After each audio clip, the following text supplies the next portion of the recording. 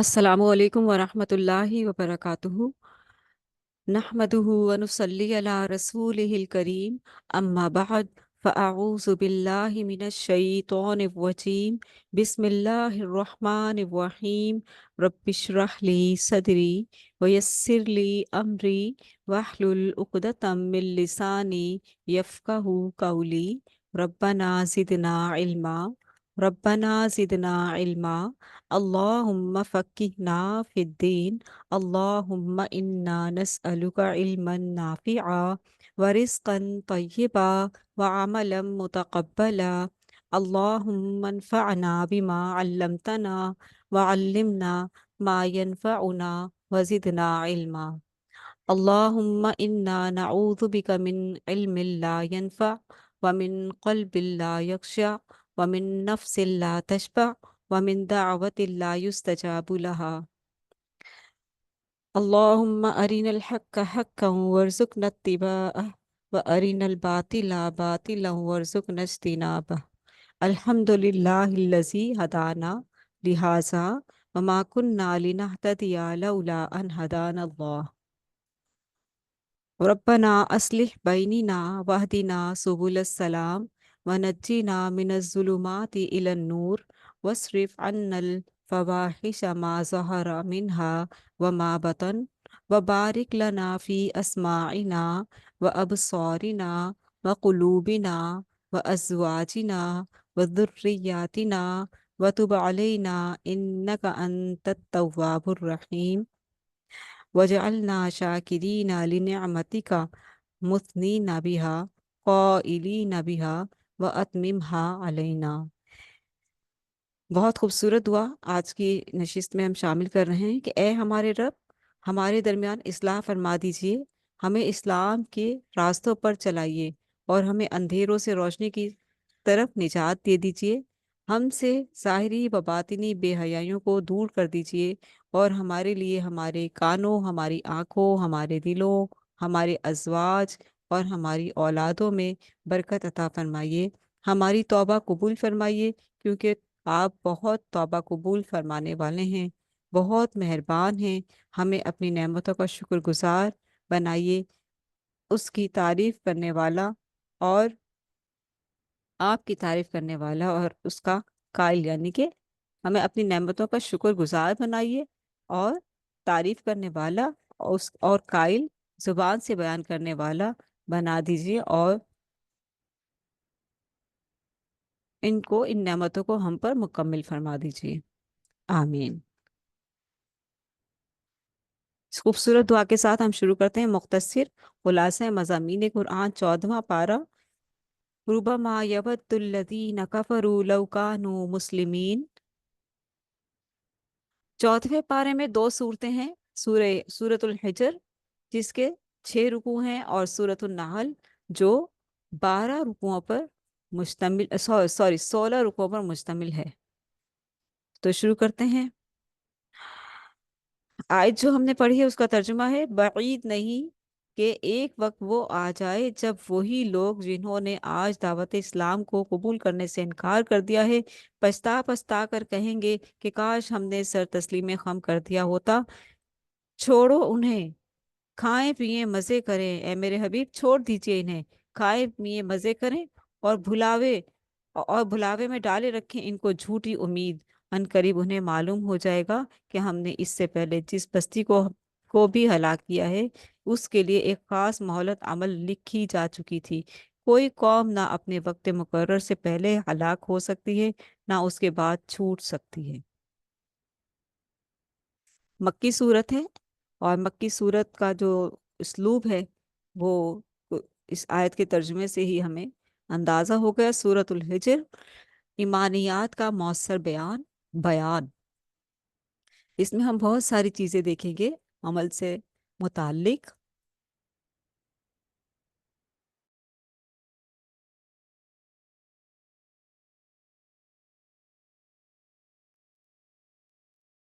रुकू नंबर 1, अल्लाह कुरान को हमेशा महफूज रखेगा। अल्लाह कुरान को हमेशा महफूज रखेगा। पहले रुकू में नबी अलैहिस्सलातु वस्सलाम की हक्कानियत व सदाकत की गवाही देते हुए آگاہ کیا گیا کہ ان پر جو قرآن نازل ہو رہا ہے یعنی محمد رسول اللہ صلی اللہ علیہ وآلہ وسلم پر، وہ اللہ کا کلام ہے اور اللہ اپنے اس کلام کو خود ہی محفوظ رکھے گا۔ فرمایا انا نحن نزلنا الذکر و انا لہ لحافظون، بے شک ہم نے ہی الذکر یعنی ہم نے ہی الذکر یعنی قرآن نازل کیا ہے اور ہم ہی اس کے محافظ ہیں۔ جس کتاب کو نازل کرنے والا اللہ رب العزت رب کائنات اور جس کی عبادت کرنے والا بھی رب کائنات ہو، تو اس کتاب کے لیے اس کا پھر اس میں کوئی کسی قسم کا شکوک و شبہات نہیں رہ جاتے، ٹھیک ہے، اس کے لیے کوئی شکوک و شبہات نہیں رہ جاتے کہ اس میں کیا تحریف ہو گئی ہوگی یا بدل گئی ہوگی، 1400 سال ہو گئے ہیں، تو یہ خود اللہ تعالیٰ نے اس کی ذمہ داری لی ہے۔ تو کوئی قیامت تک اس قرآن میں نہ تحریف کر سکتا ہے اور نہ ہی اس کے کسی حصے کو چھپا سکتا ہے۔ آج تک کسی نے اگر ایسی کوئی کوشش کی، کوئی فتنہ نکالنے کی کوشش کی یا کچھ چیز چینج کرنے کی کوشش کی، تو اللہ تعالیٰ نے اسے ہی ہدایت دے دی۔ یہ اتنی پیاری کتاب معجزہ ہے، وہ خود ہدایت یافتہ ہو گیا۔ کوئی اس میں کسی نے اس میں کوئی چیز کچھ ایسی نکالنے کی کوشش کی کہ چلو میں نکالتا ہوں اس میں کوئی ایسی چیز، میں مسلمانوں پہ روب ڈالوں گا کہ دیکھو یہ آئے تمہاری کتاب میں، تو وہ خود ہی اسلام لے آیا، خود ہی سرنڈر ہو گیا، کر دیا اس نے۔ غیر مسلم بھی تسلیم کرتے ہیں کہ قرآن پاک کا متن وہی ہے جو نبی اکرم صلی اللہ علیہ وآلہ وسلم نے اپنے ساتھیوں کو سکھایا تھا۔ اس لیے قرآن مجید جو ہے بہت بڑی نعمت ہے اور بہت ہی پیاری کتاب ہے۔ جب ہم قرآن پڑھتے ہیں تو آپ سب محسوس کیا کریں کہ اللہ ہم سے باتیں کر رہا ہے، اللہ ہمیں جو ہے سیدھے راستے کی ہدایت کی باتیں بتا رہا ہے۔ رکو نمبر 2، نعمتوں کے بارے میں سوال ہوگا۔ دوسرے رکو میں اللہ تعالیٰ کی کئی نعمتوں کا ذکر ہے۔ اللہ نے آسمان پر ستارے بنائے، جیسے کہ ہم پڑھتے چلے آ رہے ہیں، سورہ الرعد میں بھی یہی آیا، ابراہیم میں بھی یہی ٹاپک تھا۔ شروع میں اللہ تعالیٰ نے اپنی کائنات کا ذکر فرمایا اور اس کو کتنے دن میں بنایا اور کس طرح سے اس کو آسمانوں پر ستاروں سے زینت، آسمان کو ستاروں سے زینت بخشی۔ یہ ساری چیزیں اللہ تعالیٰ غور و فکر کرواتا ہے کہ دیکھو یہ ساری چیزیں کرنے والا تو وہ اللہ وحدہ لا شریک ہی ہے، لیکن اس نے کوئی سند نہیں اتاری کہ جو تم دوسرے جو معبود بنائے ہوئے ہیں، مدد کے لیے پکارنے کے لیے جو تعظیمی بزرگ بنائے ہوئے ہیں، ان کی کوئی سند نہیں ہے۔ دوسرے رکوع میں اللہ کی کئی نعمتوں کا ذکر ہے۔ اللہ نے آسمان پر ستارے بنائے جو آسمان کی زینت ہیں اور وہ حفاظتی چوکیاں ہیں جہاں سے فرشتے ان سرکش شیاطین کو مار بھگاتے ہیں جو اوپر جا کر کچھ غیب کی خبریں اچک لینے کی کوشش کرتے ہیں۔ زمین سے جسے شہاب ثاقب کہا گیا ہے، اور وہ ایک شعلے کی طرح، آپ نے کبھی آسمان پر دیکھا ہوگا ریڈ کلر کا شعلہ سا اٹھتا ہوا جاتا ہے، یوں یوں آتا ہے جیسے نیچے کی طرف آیا اور پھر وہ غائب ہو جاتا ہے۔ تو اس طرح کی جو چیزیں ہیں، اگر آپ نے کبھی دیکھا ہو، کبھی غور کیا ہو، تو میں نے خود بھی دیکھا ہے اور ایک دو بار دیکھا ہے۔ تو اس طرح سے جو ہے، کیونکہ اللہ تعالیٰ دکھاتا ہے اور پھر ایک یقین کی کیفیت جو ہوتی ہے، وہ بہت ساری چیزوں میں اللہ تعالیٰ اپنی رحمت سے نوازتا ہے۔ ستارے زینت ہیں آسمان کی، جو وہ حفاظتی چوکے ہیں جہاں سے فرشتے ان سرکش شیاطین کو مار بھگاتے ہیں جو اوپر جا کر کچھ غیب کی خبریں اچک لینے کی کوشش کرتے ہیں۔ زمین سے اللہ نے تمام مخلوقات کے لیے رزق پیدا فرمایا۔ اللہ کے پاس اس رزق کے خزانے ہیں، لیکن وہ اسے ضرورت کے مطابق ہی پیدا کرتا ہے۔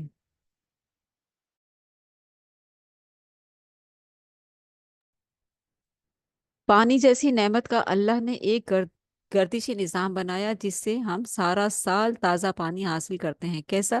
بارش بھی ہوتی ہے، نہریں بھی ہیں، دریا بھی ہیں، سمندر بھی ہیں۔ تو یہ جو ہے گردشی جو نظام ہے، سمندر سے جب اٹھتے ہیں اولے جھاگ اور اس کی صورت میں اوس کی صورت میں، اولے نہیں اوس کی صورت میں، تو پھر وہ اوپر جاتے ہیں تو پھر وہ بادل بنتے ہیں اور پھر بادل جو ہے پھر اللہ کی رحمت سے پانی بن کر برستے ہیں۔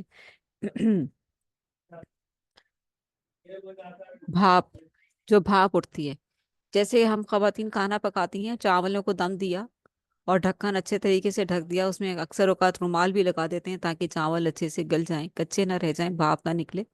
और फिर जब हम उसका ढक्कन हटाते हैं तो उसका जो पानी है वो ढक्कन पर आया हुआ होता है और वो रस रहा होता है। ये भी एक मिसाल है। पानी जैसी नेमत का अल्लाह ने एक गर्दिशी निज़ाम बनाया जिससे हम सारा साल ताज़ा पानी हासिल करते हैं, वरना हम खुद अपनी ज़रूरत के लिए साल भर का पानी जमा नहीं कर सकते थे। अलबत्ता ये सारी नेमतें वक्ती और फ़ानी हैं। यानी अल्लाह ताला ने हर तरह से इंसानों की ज़िंदा रहने के लिए उनकी खाने पीने का बंदोबस्त फरमा दिया, और इंसान अल्लाह की नेमतें इस्तेमाल करके अल्हम्दुलिल्लाह तक कहना भूल जाता है। पानी का एक घूंट पीकर जो अल्हम्दुलिल्लाह कहता है उसके सारे गुनाह माफ हो जाते हैं। अल्लाह ताला की रहमतें उस पर बरसती हैं, अल्लाह ताला उस पर मेहरबान होता है। क्या हम ऐसा करते हैं? जब हम रोज़ा खोलते हैं तो रोज़ा जब हम खजूर खाकर जब हम पानी पीते हैं ना, तो तब दुआ पढ़ते हैं। ज़हाबा ज़हाबा ज़माउ वबतलतिल उरूकी व सबतल अजरु इंशा अल्लाह। के ले गया अल्लाह ताला प्यास को, हम्म, दूर कर दिया अल्लाह ताला ने प्यास, और जो है रगें तर हो गई। वब तलतिलुरु की वसबत अल अजरु इंशाअल्लाह, और साबित हो गया अजर इंशाअल्लाह। कि यानी कि अल्लाह ताला के जो हुक्म से हमने रोजा रखा था वो, इतनी प्यारी दुआ है ये। और लोगों को पता ही नहीं है कि ये वाली दुआ पढ़ते हैं लोग, वो जो जिसकी सनद ही नहीं है वो पढ़ते हैं। तो ये दुआ पढ़ा करें, बहुत प्यारी दुआ है। और फिर जब अल्लाह का शुक्र अदा कर ले तो फिर फौरन से थोड़ी सी दुआ और कर लिया करें, कोई बात नहीं। खाने पीने की चीजें कहीं नहीं जा रही, कहीं नहीं भाग रही, सामने ही पड़ी हुई हैं। अजान का जवाब भी देते जाएं, दुआएं भी करते जाएं, वो बड़ा कीमती वक्त होता है। रोजा खोलने से पहले का भी वो बहुत प्यारा कीमती वक्त होता है।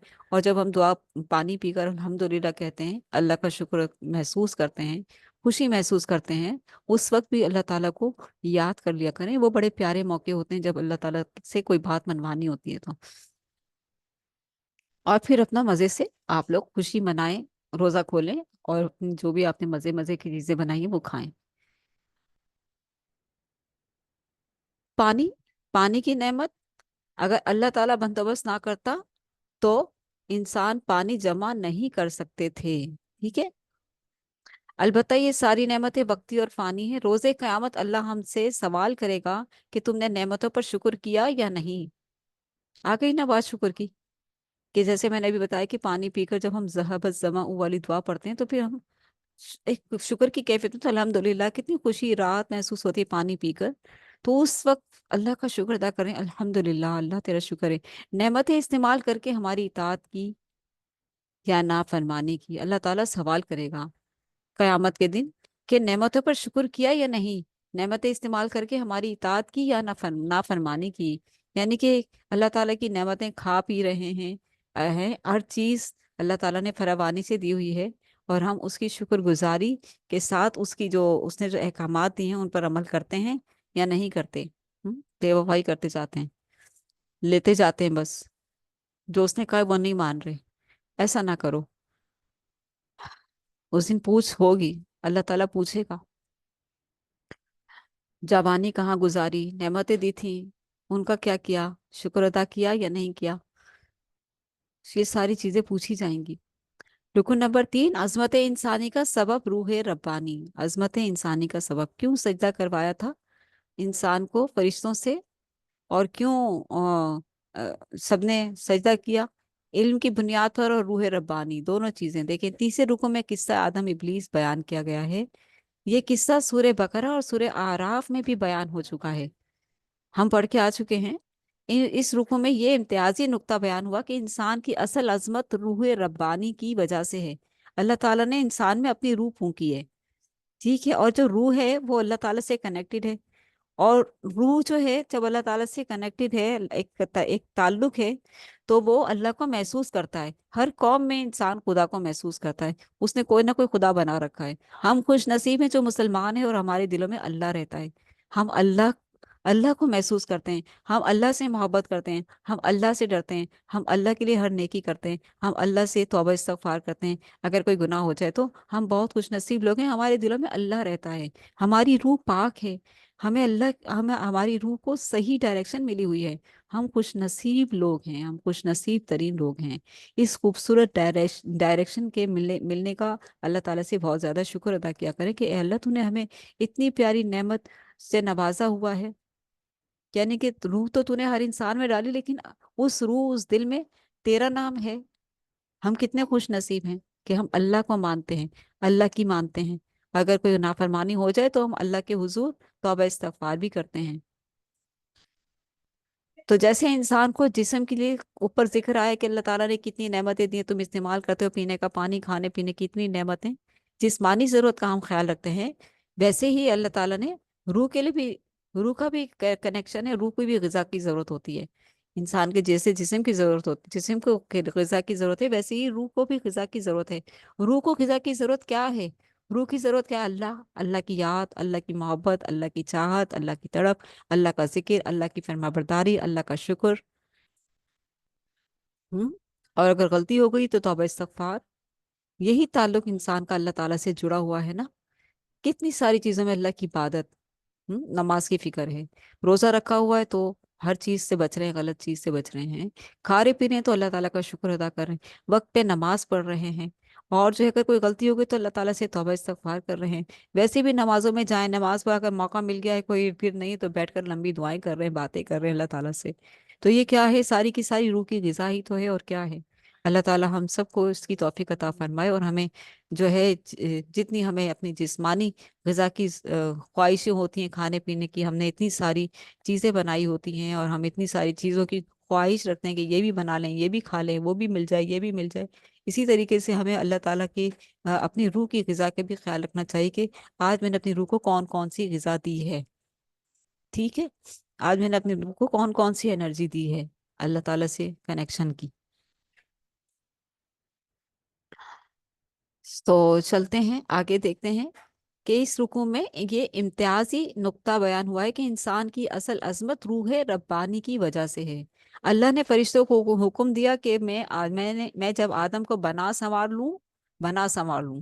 कितने खूबसूरत अल्फाज हैं, बना संवार लूं। इतनी खूबसूरत तख्लीक की अल्लाह ताला ने फरमाया कि मैंने इंसान को अशरफुल मखलूक़ात बनाया है, और सारी मखलूक से ज्यादा खूबसूरत बनाया है।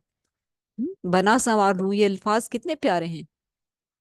अल्लाह ताला ने फरिश्तों को हुक्म दिया कि जब मैं आदम अलैहिस्सलाम को बना संवार लूं और उनमें अपनी रूह डाल दूं, तो तुम सब उनके सामने सजदे में गिर जाना। गोया इंसान महज एक हैवान नहीं, बल्कि उसकी उसके खाकी वजूद में अल्लाह ने अपनी रूह डालकर उसे अशरफुल मखलूकात बना दिया है। ठीक है। तो अब देखें कि इस रूह का जो अच्छा इस्तेमाल करता है वो क्या है? वो इंसान है, अशरफुल मखलूकात है, अल्लाह का प्यारा बंदा है। और जो इस रूह को इस सही इस्तेमाल नहीं करता है और गलत रास्ते की तरफ चला जाता है, उससे इसकी कदर ही नहीं है। और तो फिर वो क्या है? क्या है वो? क्या कहा ऊपर? हैवान।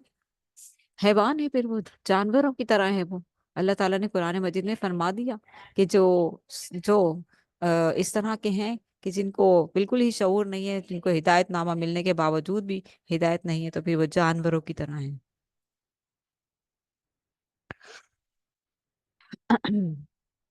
अच्छा, शेर आ गया। है ज़ौक़े तजल्ली भी इसी खाक में पन्हा, गाफिल तो निरा साहिब इदराक नहीं है। गाफिल तो निरा साहिब इदराक नहीं है। इदराक कहते हैं समझ बूझ को, समझ बूझ, हिदायत, अल्लाह की, अल्लाह की मोहब्बत तक पहुंच जाना, अल्लाह को महसूस करना, इसको भी इदराक कहते हैं। इदराक किसी चीज का हमें वो हो जाना, इदराक यानी कि उसका शऊर आ जाना, उसकी उसका महसूस होने लगना। ठीक है, इसको कहते हैं इदराक।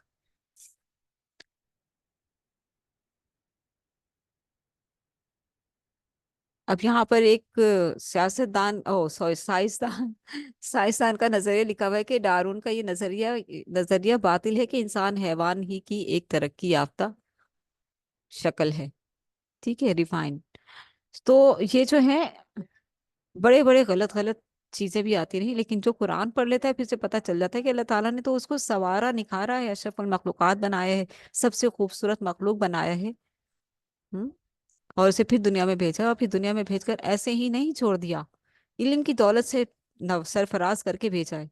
حضرت آدم علیہ السلام کو علم نوازا گیا تھا، علم کی بنیاد پر اور روح ربانی کی بنیاد پر انہیں سجدہ کروایا گیا تھا، اعزازات کے ساتھ بھیجا ہے انسان کو۔ اگر ہم اپنے اعزاز کو سمجھ لیں تو اللہ کی محبت ہمیں محسوس ہونے لگے کہ واقعی اللہ ہم سے کتنی محبت کرتا ہے نا۔ اور ہم اللہ کی کتنی نافرمانی کرتے ہیں، یہ بھی ہم نے دیکھ لینا ہے کہ ہم کتنی نافرمانی کرتے ہیں۔ ہمیں جو ہے اپنے رب کے احکامات ماننے میں یا اس کے حکم کی پیروی کرنے میں ہمیں کہیں نہ کہیں کتنی مشکل دشواری آ رہی ہوتی ہے۔ اچھا، چوتھے رکو میں بشارت دی گئی کہ اللہ جب اپنے بندوں کو جنت میں داخل کرے گا۔ اچھا، رکو نمبر 4 کا عنوان ہے اللہ غفار بھی ہے قہار بھی ہے۔ غفار اور قہار مبالغے کی صیغے ہیں، ٹھیک ہے؟ غفار بہت زیادہ بخشنے والا، قہار بہت زیادہ زبردست۔ قہار زبردست۔ قہار کا مطلب لوگ سمجھتے ہیں کہ شاید غصے والا اور جو ہے ڈانٹ ڈپٹ کرنے والا، نہیں، اللہ کے ہر نام میں بڑی خوبصورتی ہے۔ چوتھے رکوع میں بشارت دی گئی کہ جب اللہ جب اپنے بندوں کو جنت میں داخل کرے گا تو اگر ان کے درمیان دنیا میں کوئی رنجش تھی تو اسے ختم کر دے گا، تو اسے ختم کر دے گا، یعنی کہ بندے گئے ہیں جنت میں اور جو ہے وہاں پر دنیا میں اگر ان کی کوئی رنجش تھی تو جنت میں جانے کے بعد جو ہے ان کی وہ ساری رنجشیں اللہ تعالیٰ ختم کر دے گا، ساری جو دلوں کے دکھ ہوں گے وہاں پر خوشیوں میں بدل جائیں گے، ساری شکایتیں جو ہیں وہ آ، دوستی میں بدل جائیں گی، راحتوں میں بدل جائیں گی، وہ جنت میں محبت کرنے والے بھائیوں کی طرح ساتھ رہیں گے۔ اس رکوع میں اللہ تعالیٰ کی دو نشانیاں بھی بیان کی گئیں۔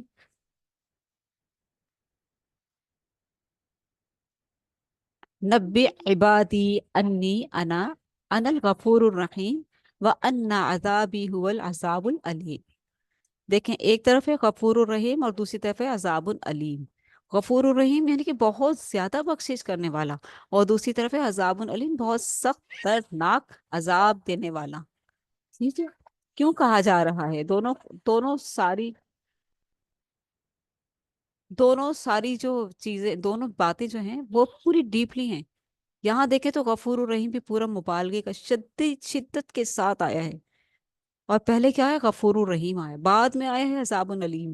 یہ بھی بات غور رکھیں، پہلے غفور الرحیم آیا ہے، پھر بعد میں عذاب العلیم آیا ہے، کہ اے میرے نبی صلی اللہ علیہ وسلم میرے بندوں کو بتائیے کہ میں بہت بخشنے والا اور بہت بہت رحم کرنے والا ہوں، لیکن میرا عذاب بھی بڑا دردناک عذاب ہے۔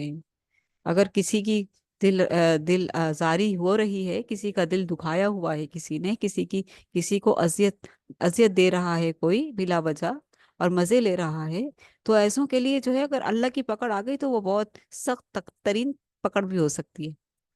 ایسا نہیں ہے، کیونکہ اللہ غفور الرحیم ہے۔ انسان کبھی جو کبھی انتقامی کیفیت میں بھی آ جاتے ہیں، کبھی غلط بھی سوچ لیتے ہیں، لیکن اللہ تعالیٰ تو غفور الرحیم ہے، وہ اپنے بندوں کی کیفیت دیکھ رہا ہے۔ اللہ تعالیٰ بڑا غفور الرحیم ہے۔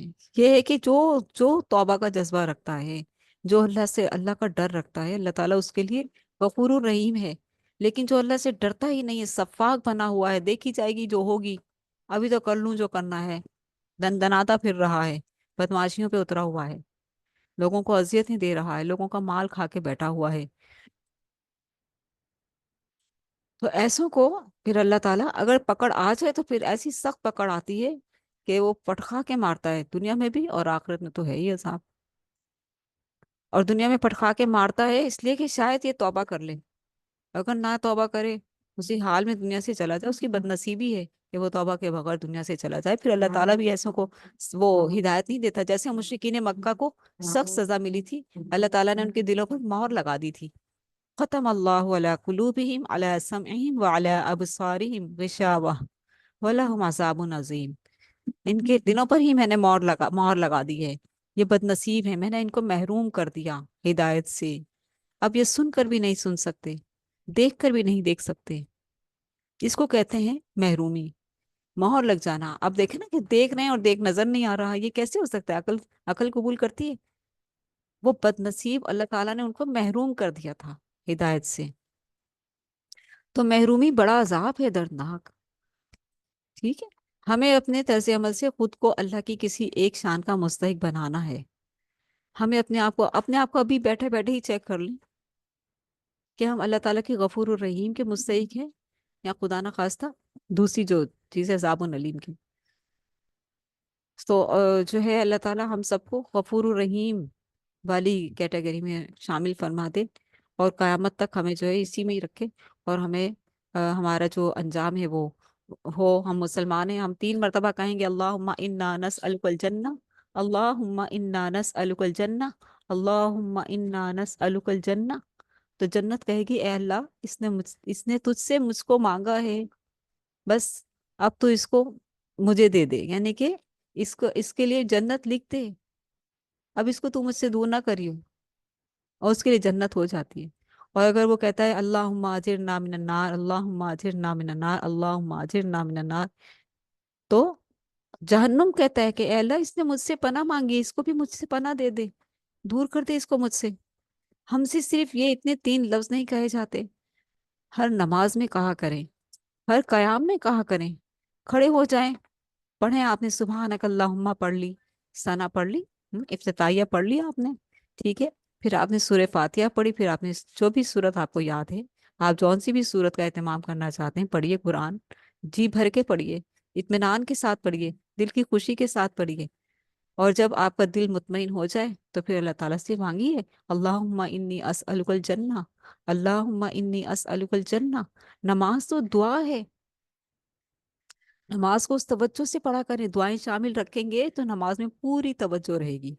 میں نے قیام میں اللہ سے یہ دعا کرنی ہے، پھر اس کا پچھلا بھی آپ بڑی توجہ سے پڑھیں گے، کیونکہ دعا منوانی ہے نا، دعا منوانی ہے نا آپ نے، تو آپ پیچھے کی جو چیز ہے ثنا، سورہ فاتحہ، قرآن بڑی توجہ سے پڑھیں گے، میں نے اللہ سے اب دعا کرنی ہے، ٹھیک ہے۔ تو یہ جو دعا ہے نا منوانے والی چیز، یہ ہمیں توجہ دلاتی ہے اللہ کی طرف، کیونکہ ہماری غرض ہوتی ہے نا، اور اللہ تعالیٰ اس غرض سے محبت کرتا ہے۔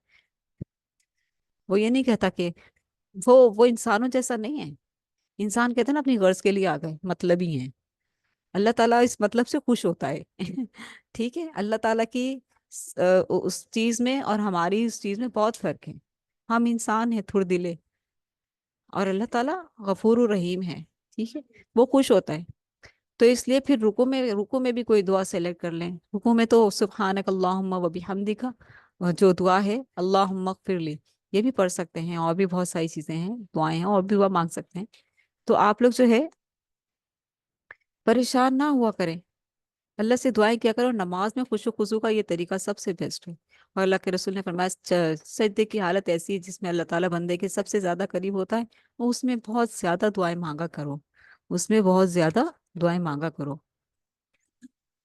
تو اس لیے لمبے لمبے سجدے کیا کریں، بہت سکون ملتا ہے، جس نے سجدے میں رب کو پا لیا، جس نے سجدے میں وہ کیفیت پالی کہ ہاں میں واقعی رب کے حضور جھکی ہوئی ہوں، میری پیشانی میرے رب کے حضور ہے، میں اپنے رب کے اتنی قریب ہوں، میرا رب میرے بہت قریب ہے، میرا رب میری سن رہا ہے، مجھے معاف کر رہا ہے، مجھ پر رحمتیں برسا رہا ہے، مجھ پہ برکتیں برسا رہا ہے، مجھے جو ہے جنت میں داخل کرے گا، اور میں اس کی رحمت میں ہوں، یہ محسوس کرتے ہوئے جس نے اللہ کو پا لیا سجدے میں، اس نے بہت بڑی نعمت کو پا لیا۔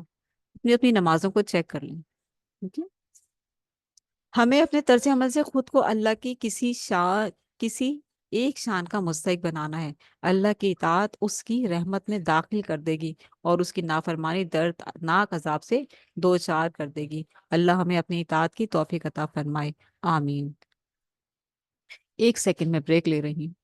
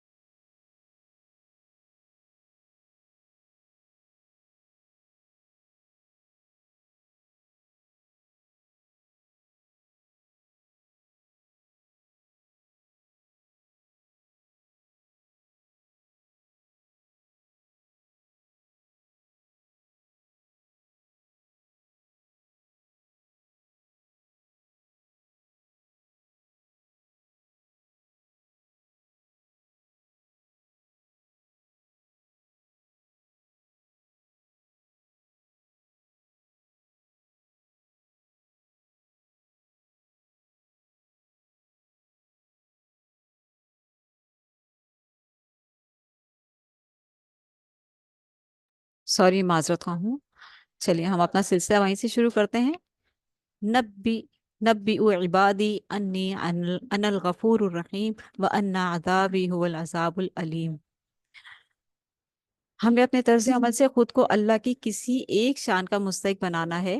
اللہ کی اطاعت اس کی رحمت میں داخل کر دے گی اور اس کی نافرمانی دردناک عذاب سے دوچار کر دے گی. اللہ ہمیں اپنی اطاعت کی توفیق عطا فرمائے، آمین.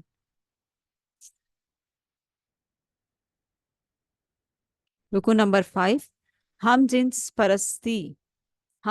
پرستوں کا برا انجام. اللہ تعالیٰ گزشتہ قوموں کا ذکر فرماتا ہے اور کس طرح سے گزشتہ اقوام کے طرز عمل ہمیں دکھاتا ہے تاکہ ہم ایسی غلطیاں نہ کریں، اور دوسرا یہ کہ جو ہے ایسے گھناؤنے جرم کی جو سزا ہے وہ بھی اللہ تعالیٰ یاد دہانی کرواتے ہیں. 5ویں رکو میں قوم لوط اور بدترین عذاب کا ذکر ہے. وہ ہم جنس پرستی کے گناہ میں مبتلا تھی. حضرت لوط علیہ السلام نے اسے بہت سمجھایا لیکن قوم نہیں سمجھی. اللہ نے نزول عذاب کے لیے فرشتوں کو خوبصورت لڑکوں کی صورت میں بھیجا. قوم نے انہیں بری نیت سے چھونے کی کوشش کی. فرشتوں نے حضرت لوط علیہ السلام اور ان کے گھر والوں کو بستی سے نکلنے کے لیے کہا. وہ نکل گئے سوائے لوط علیہ السلام کی بیوی کے. وہ قوم کے ساتھ پیچھے رہ گئی. پھر فرشتوں نے اس قوم کی بستیوں کو الٹ دیا اور پتھروں کی بارش نازل کر کے اسے تباہ کر دیا. اسی رکوع میں ان جنگل والوں پر بھی عذاب کے نزول کا ذکر ہے جن کی طرف حضرت شعیب کو رسول بنا کر بھیجا گیا تھا، جو ناپ تول میں کمی کرتے تھے اور جو لوٹ مار مچایا کرتے تھے اور جو آ، شرک کرتے تھے. یہ 3 بیماریاں تھیں ان میں. ٹھیک ہے، شرک بھی کرتے تھے، ناپ تول میں کمی بھی کرتے تھے، اور آتے جاتے قافلوں کو لوٹتے تھے. یہ بیماریاں تھیں ان میں. ٹھیک ہے.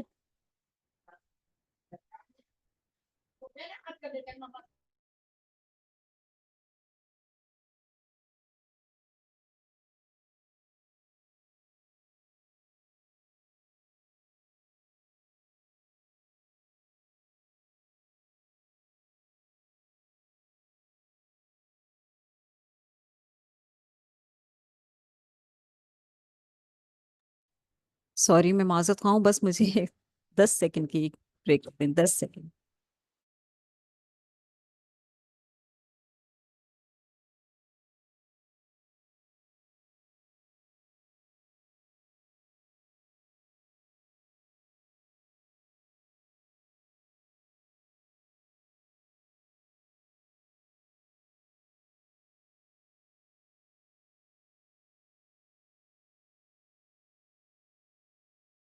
جی، قوم لوط کا ہم ذکر پڑھ رہے ہیں جن پر عذاب آیا، اور فرشتوں نے حضرت لوط اور ان کی گھر والوں کو بستی سے نکلنے کا کہا. وہ نکل گئے سوائے لوط کی بیوی کے. وہ قوم کے ساتھ پیچھے رہ گئی. پھر فرشتوں نے اس قوم کی بستی کو الٹ دیا اور پتھروں کی بارش نازل کر کے اسے تباہ کر دیا. اسی رکوع میں ان جنگل والوں پر بھی عذاب کے نزول کا ذکر ہے جن کی طرف حضرت شعیب علیہ السلام کو رسول بنا کر بھیجا گیا تھا. ٹھیک ہے. اچھا، رکوع نمبر 6 جو اس سورت کا آخری رکوع ہے، اور پھر ہم سورت النحل کی طرف جا رہے ہیں. اللہ کا اپنے حبیب صلی اللہ علیہ وآلہ وسلم سے خصوصی خطاب.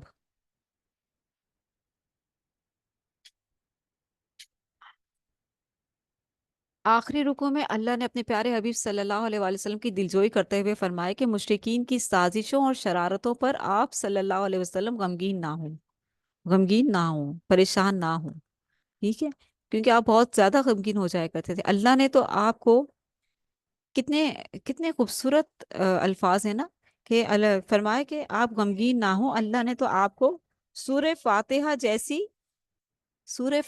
کی صورت میں 7 ایسی آیات عطا کی ہیں جو بار بار پڑھنے کے لائق ہیں. ان کی تلاوت سے سکون قلبی حاصل کیجیے. آپ دیکھیں کہ سکون قلبی حاصل کرنے کے لیے قرآنی نسخہ ہمیں مل رہا ہے. کیا کہ سورہ فاتحہ پڑھیں، دل کو سکون آ جائے گا، دل کو راحت آ جائے گی. فرمائے ان ربک هو الخلاق العلیم وَلَقَدْ آتَيْنَاكَ سَبْعًا مِنَ الْمَثَانِي وَالْقُرْآنِ الْعَظِيمِ، کہ بے شک اللہ تعالیٰ وہی خالق ہے اور سب کچھ جانتا ہے. ہم نے تم کو اے نبی صلی اللہ علیہ وسلم، ہم نے تم کو 7 ایسی آیتیں دے رکھی ہیں جو بار بار دہرائی جانے کے لائق ہیں، اور تمہیں قرآن عظیم عطا کیا ہے.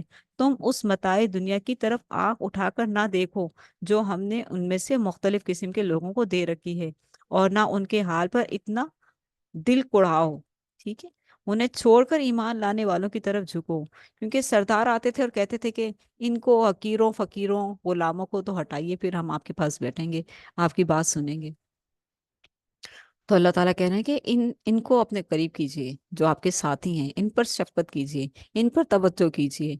اور جو ایسی باتیں کرتے ہیں کہ ان کو ہٹائیے تو ان پر کوئی توجہ نہ کیجیے. ٹھیک ہے، تو آپ نبی علیہ الصلوۃ والسلام ان کی باتوں پر غمگین نہ ہو. اللہ نے تو آپ کو سورہ فاتحہ کی صورت میں 7 ایسی آیات عطا کی جو بار بار پڑھنے کے لائق ہیں. ان کی تلاوت سے سکون قلبی حاصل کیجیے، اپنے ساتھیوں پر شفقت و نرمی سے توجہ دیجیے، اپنی تبلیغ کا کام انفرادی سطح سے آگے بڑھا کر علی الاعلان کیجیے. اب یہاں پر علی الاعلان کا وقت آ گیا. 3 سال خفیہ تبلیغ کے بعد علی الاعلان کا وقت آیا کہ آپ جو ہے اب علی الاعلان دعوت دیجیے. اور جو ہے کیا میری آواز نہیں آ رہی؟ ٹھیک ہے، اچھا. مشرکین السلام کی، علیکم. جی وعلیکم السلام ورحمۃ اللہ. مشرکین کی پرواہ. سوری میں نا skip کر رہی ہوں. مجھے نا ایک بات یاد آئی، آپ نے سورہ فاتحہ کا ذکر کیا ہے تو مجھے پھر بھول جانی تھی، میں نے اس لیے جی سوری بولیں. میں آپ کو اسکپ کر رہی ہوں. تو میں نا آج موبائل پہ دیکھ رہی تھی، وہاں وطر پڑھنے کا طریقہ نا تھوڑا منفرد بتا رہے تھے کہ 2 رکعت پڑھنے کے بعد تشہد پڑھتے ہیں نا، تو جی اس میں بتا رہے تھے کہ تشہد نہیں پڑھتے، ساتھ وہ کسی جی حدیث کا حوالہ بھی دے رہے تھے. جی جی جی تو وطر میں اگر آپ 3 وطر تشہد پڑھتے ہیں نہیں تو اس میں پڑھتے. تشہد نہیں ہوتا. اگر آپ 3 سے زیادہ پڑھتے ہیں تو پھر 2 کر کے تشہد پڑھ سکتے ہیں. ٹھیک ہے، جیسے اگر آپ 5 پڑھیں تو پھر 2 میں بیٹھ سکتے ہیں. لیکن اگر 3 پڑھ رہے ہیں تو 3 میں آپ کو 3 وطر کو مغرب کی نماز سے الگ کرنا ہوگا. مغرب کی نماز میں 2 رکعت کے بعد تشہد بیٹھا جاتا ہے، لیکن جب آپ 3 وطر پڑھیں تو اس میں آپ کو تیسری رکعت کے لیے دوسری رکعت پڑھنے کے بعد بیٹھنا نہیں ہے، کھڑے ہو جانا ہے تیسری رکعت کے لیے اور پھر اپنے وطر کو کمپلیٹ کرنا ہے. ٹھیک ہے.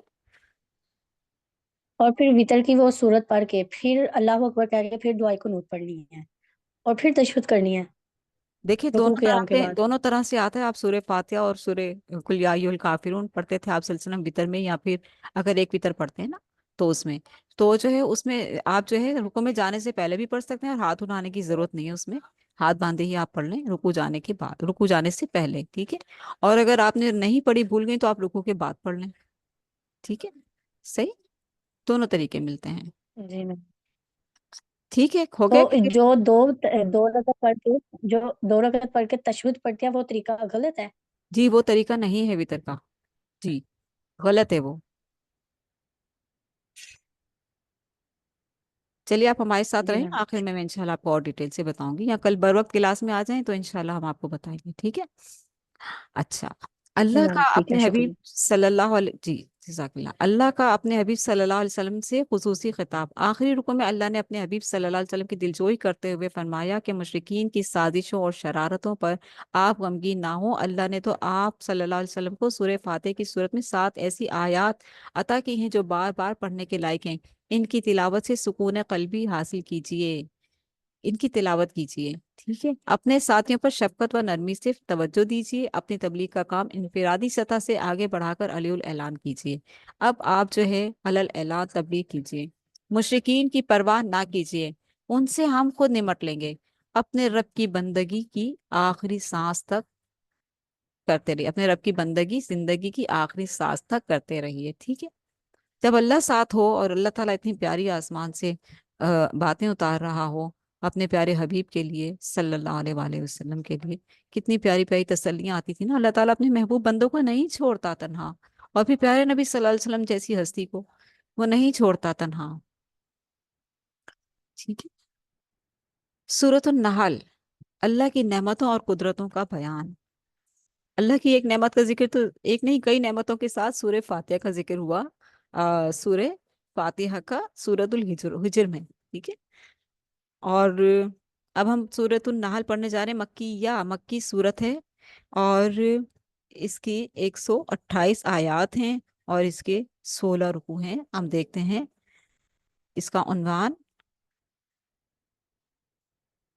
اللہ کی نعمتوں اور قدرتوں کا بیان۔ رکن نمبر 1، اللہ کی شکر گزاری ہی سیدھا راستہ ہے۔ اللہ کی شکر گزاری ہی سیدھا راستہ ہے۔ پہلے رکوع میں آگاہ کیا گیا، دیکھیں شکر گزاری کوئی معمولی چیز نہیں ہے۔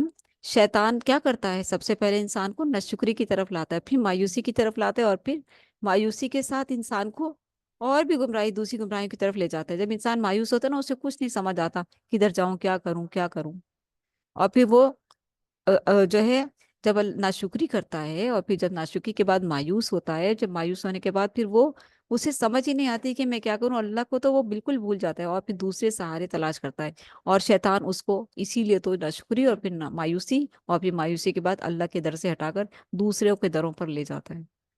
ٹھیک ہے، یہ اس کی شرک کروانے کی بنیادی چیزیں ہیں۔ اللہ کی شکر گزاری ہی سیدھا راستہ ہے۔ پہلے رکوع میں آگاہ کیا گیا کہ اللہ نے وسیع اور اس کائنات انسان کے استفادے کے لیے بنائی، تاکہ وہ غور و فکر کریں۔ انسان کو بھی اسی نے بنایا اور اس کی ہدایت و تسکین کے لیے قرآن کریم جیسی عظیم نعمت نازل فرمائی، جانوروں کے ذریعے انسان کو طرح طرح کے فائدے پہنچائے۔ بلا شبہ اللہ کی شکر گزاری کا راستہ ہی سیدھا راستہ ہے۔ اللہ ہمیں اسی راستے کی ہدایت عطا فرمائے، آمین۔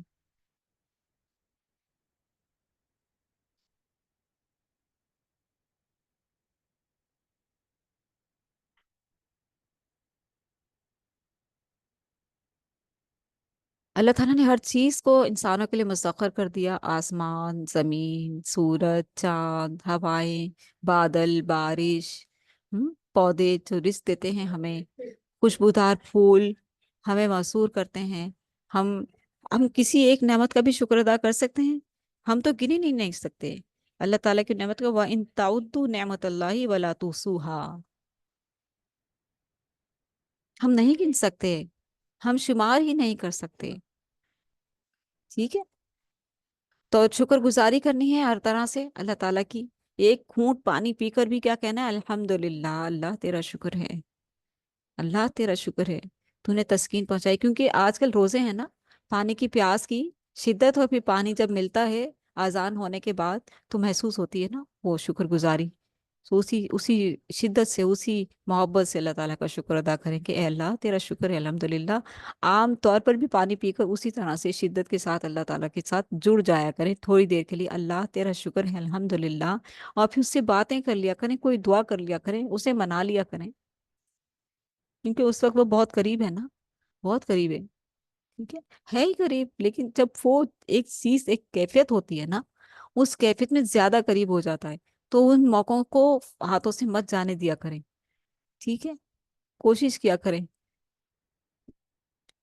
کہ اللہ کے ساتھ باتیں کریں۔ اچھا جی، اللہ کی نعمتوں کا شمار، اور سب سے بڑی نعمت کیا ہے آپ کو بتا دوں؟ سب سے بڑی نعمت کیا ہے اللہ کی شکر گزاری کے لیے؟ سیدھا راستہ، اس روح ربانی میں اللہ کی یاد، اس دل میں اللہ کا ہونا سب سے بڑی نعمت ہے۔ ایمان کا ہونا سب سے بڑی نعمت ہے۔ امت محمدیہ کا ہونا سب سے بڑی نعمت ہے۔ قرآن کا ہاتھوں میں ہونا سب سے بڑی نعمت ہے۔ ان نعمتوں کا شکر کرنا سب سے بڑی نعمت ہے۔ ان نعمتوں کا، اللہ کا ہونا، ایمان کا ہونا، امت محمدیہ کا ہونا، قرآن کا ہونا، ان چار نعمتوں کا شکر ادا کرنا ہی سب سے خوبصورت عبادت ہے، سیدھا راستہ ہے۔ ٹھیک ہے، پانی کی تو میں مثال آپ کو دے رہی ہوں کہ اللہ سے دعائیں کرنی ہے، باتیں کرنی ہے نا اللہ تعالیٰ سے، لیکن اصل چیز یہ ہے، اصل چیز یہ ہے، یہی سیدھا راستہ ہے۔ بلا شبہ اللہ کی شکر گزاری کا راستہ ہی سیدھا راستہ ہے۔ اور چھپی بھی کیا چیزیں ہیں؟ اللہ، ایمان، امت محمدیہ کا ہونا، قرآن، ٹھیک ہے، اور ان کو پھر مضبوطی سے تھامے رکھنا، یہ نعمتیں ہیں۔ رکن نمبر 2، اللہ کی نعمتوں کا شمار ناممکن ہے۔ دوسرے رکن میں اللہ کی کئی نعمتوں کا ذکر ہے۔ اس نے آسمان سے بارش نازل کی، اور اس سے طرح طرح کے نباتات اگائیں۔ رات دن، سورج اور چاند انسان کی خدمت کے لیے بنائے، خدمت کے لیے بنائے۔ ٹھیک ہے، سورج ذرا سی ہیرا پھیری نہیں کر سکتا، اگر اس نے ذرا سی ہیرا پھیری کی اور اپنی جگہ سے سرک گیا تو دنیا جل کر راکھ ہو جائے گی۔ انسان کیسے مزے سے اپنے اپنے کام کرے، کوئی آفس میں، کوئی سکولز میں، کوئی کالجز میں، کوئی گھروں میں، سب کوئی اپنے اپنے کاموں میں لگا ہوا ہے، سارا دن ہر کوئی اپنی کوئی فیکٹری میں، کوئی کہاں کوئی کہاں کر رہے ہوتے ہیں نا کام، और फिर शाम का 5 बजे का, 6 बजे का, किसी का 7 बजे का, किसी का 8 बजे का, किसी का 9 बजे का टाइम होता है घर की वापसी का। हर कोई उस टाइम के लिए फिर वापसी की तैयारी कर रहा होता है। कितने सुकून से सारा दिन गुजरता है ना, क्योंकि सूरज अपनी मदार में चल रहा है। अगर जरा सा भी नीचे हुआ तो दुनिया जलकर राख हो जाएगी, हर किसी के काम वहीं के वहीं धरे के धरे रह जाएंगे, जल के राख हो जाएंगे। तो सिर्फ सूरज को ही समझ लें कि सूरज ही अपनी जगह पर टिका रहे तो कितनी बड़ी नेमत है। रात दिन सूरज और चांद इंसान की खिदमत के लिए बनाए, रंगारंग मखलूकात से कायनात को हुस्न हुस्न बख्शा। रंगारंग रंगारंग मखलूकात से परिंदे हैं, है ना, और फिर पौधे हैं, फूल हैं, फल हैं, कितनी खूबसूरती है, को कायनात का हुस्न बख्शा। सॉरी, रंगारंग मखलूकात से कायनात को हुस्न बख्शा और इंसान के ज़ौक़ बसारत की तस्कीन की, ताकि इंसान जहां देखे उसे खुशी महसूस हो, उसे राहत महसूस हो, उस राहत में अल्लाह हो, अल्लाह की शुक्रगुजारी हो, अल्लाह याद आ जाए कि अल्लाह सुभान अल्लाह सुभान अल्लाह, वाह मेरे मौला सुभान अल्लाह। ठीक है। रंगारंग मखलूकात से कायनात को हुस्न बख्शा और इंसान के ज़ौक़ बसारत की तस्कीन की, वसी और अरीज और गहरे समंदर बनाए, जिनमें इंसान के लिए मछलियों की सूरत में सेहत अफ़ज़ा ताज़ा गोश्त की फरावानी है। ठीक है। समंदर, समंदर में कितनी नेमतें हैं, और इल्म भी समंदर है, समंदर की तरह है। जितना गोता जहां जहां लगाएंगे वहां से आपको सीप, मोती, जवाहिरात मिलते चले जाएंगे। और फिर दूसरी तरफ कहा कि मछलियों की सूरत में सेहत अफ़ज़ा ताज़ा गोश्त, कोई अगर समंदरी सफर कर रहा है तो भूखा नहीं मरेगा। समंदरों में वो कश्तियां चलती हैं जो इंसान के लिए बड़े पैमाने पर तिजारती सरगर्मियां अंजाम देती हैं, बड़े बड़े शिप्स चलते हैं ना। पहाड़ों के जरिए जमीन को तवाजुन बख्शा, आसमान पर सितारे बनाए जिनके जरिए इंसान दौराने सफर सिमतों का तयन करता है। रास्तों में कुदरती अलामात पैदा की ताकि मंजिलों पर पहुंचना आसान हो जाए। व इन तउद्दू निअमतल्लाहि ला तुहसूहा, अभी मैंने ये आयत पढ़ी थी कि अगर तुम अल्लाह की नेमतों को शुमार करना चाहो तो ऐसा ना कर सकोगे। इंसानों की कैसी नाशुक्री है कि वो ऐसी हस्तियों को अल्लाह का शरीक ठहराते हैं जो मर चुकी हैं। अब देखें, जो मर चुकी हैं, ये आयत जो है कितनी वाज़े है, कितनी वाज़े है कि मरने वाले कौन होते हैं, इंसान होता है ना, जिसको लोग बुजुर्ग बनाकर और पहुंची हुई सरकारें बनाकर उनको अल्लाह ताला के साथ शरीक करते हैं। अल्लाह ताला कितने वाज़े तौर पर कह रहा है ना यहाँ पर, कि इंसानों की कैसी नाशुक्री है। और नाशुक्री में सबसे बड़ी नाशुक्री, शुक्रगुजारी में सबसे बड़ी शुक्रगुजारी अल्लाह पर ईमान, मैंने आपको बताया ऊपर, है ना, अल्लाह का होना, वादा शरीक का, ईमान का होना, उम्मत मोहम्मदिया का होना और कुरान का होना, ये क्या है, नेमतें, इताअत रसूल, ये सब शुक्रगुजारी नेमतें हैं। ठीक है। और नाशुक्री में सबसे बड़ी नाशुक्री क्या है, अल्लाह के साथ औरों को भी मदद के लिए पुकारना। कैसे अल्लाह ताला कह रहा है कि इंसानों की कैसी नाशुक्री है कि वो ऐसी हस्तियों को अल्लाह का शरीक ठहराते हैं जो मर चुकी हैं। अल्लाह अकबर, जो मर चुकी हैं उनको बना रहे हो तुम अल्लाह ताला के साथ शरीक। वल्लदीन यदऊन मिन दूनिल्लाहि ला यख्लुकून शैअन व हुम युख्लकून अमवातुन गैरु अहया वमा यशउरून अय्याना युबअसून इलाहुकुम इलाहु वाहिद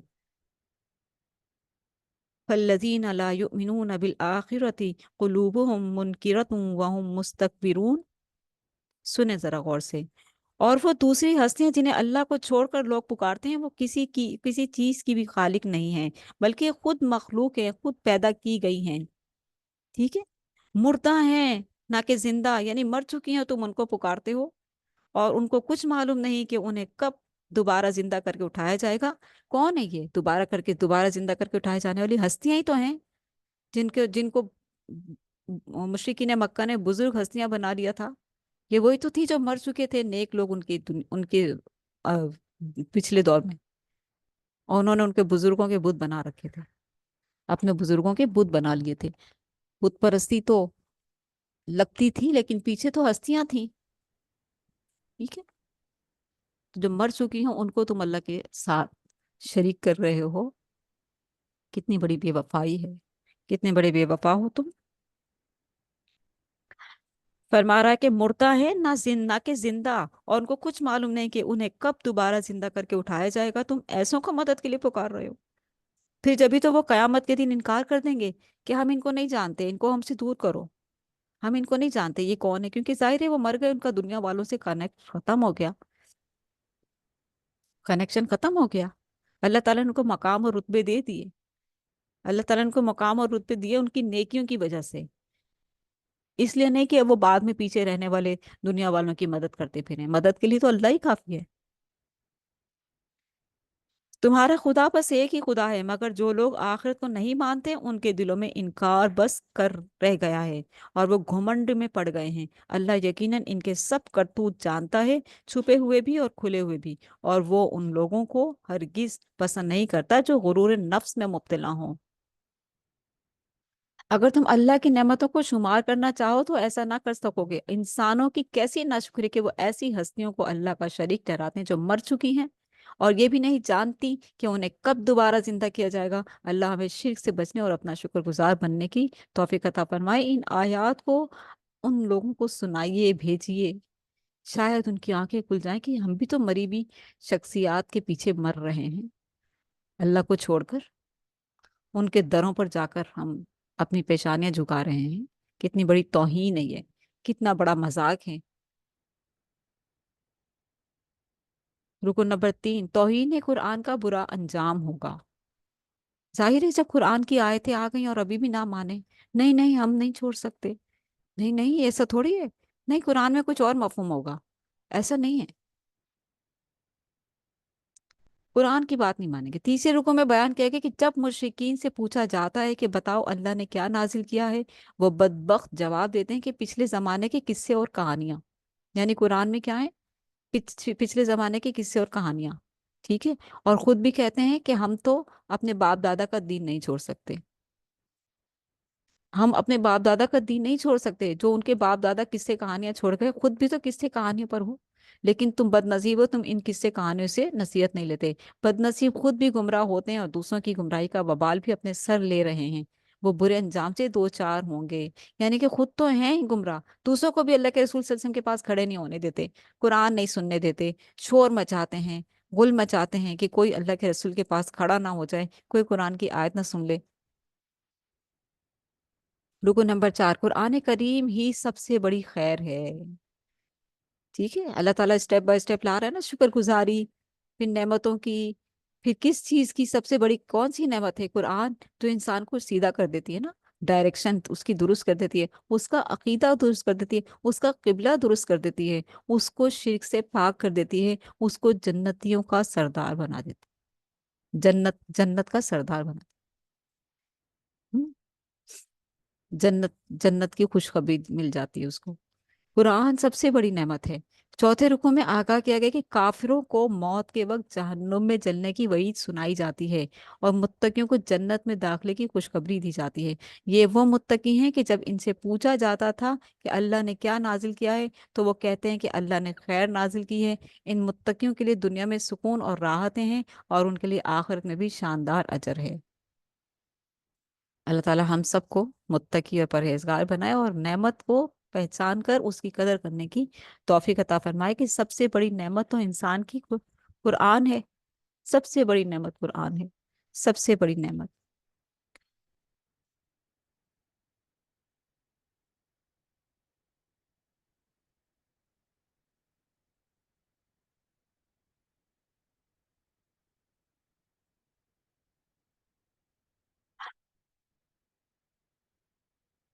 رکن نمبر 5، اللہ کی عبادت اور طاغوت سے بغاوت کا حکم۔ جب قرآن پڑھیں گے تو اللہ کی عبادت کا شعور آئے گا اور طاغوت سے بغاوت کا شعور آئے گا، اللہ کی پہچان ہوگی اور طاغوت سے بچنے کی توفیق ہوگی، اللہ کی عبادت کی توفیق ہوگی اور طاغوت سے بچنے کی بھی توفیق ہوگی۔ پانچویں رکو میں ہر رسول کو یہ دعوت بیان کی گئی، ہر رسول کی یہ دعوت بیان کی گئی کہ ان اعبدوا اللہ واجتنبوا الطاغوت، اللہ کی بندگی کرو اور طاغوت سے بغاوت کرو، واجتنبوا الطاغوت، کہ اللہ کی بندگی کرو اور طاغوت سے بچو۔ طاغوت کیا ہے؟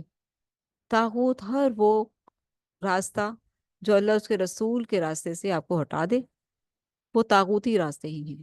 ٹھیک ہے. سیدھا راستہ اللہ اور اس کے رسول کا ہے، قرآن اور سنت مبارکہ صلی اللہ علیہ وآلہ وسلم کا راستہ یا صحابہ کرام کا طریقہ. اس کے علاوہ اگر آپ قرآن کی آیت چھوڑ کر، اللہ کے رسول کی سنت کو چھوڑ کر کسی تیسرے کی بات پر چلتے ہیں تو وہ بھی وبال ہے پھر. طاغوت سے مراد ہر وہ شخص یا ادارہ ہے جو شریعت کے بجائے اپنا قانون نافذ کرے. اللہ کے ان باغیوں کی اطاعت سے انکار کرنا اور ان کے خلاف جہاد کرنا اللہ سے وفاداری کا لازمی تقاضا ہے. اللہ ہمیں یہ تقاضا پورا کرنے کی توفیق عطا فرمائے. طاغوت طاغوت سے مراد ہر ہر وہ شخص یا ادارہ ہے جو شریعت کے بجائے اپنا قانون نافذ کرے.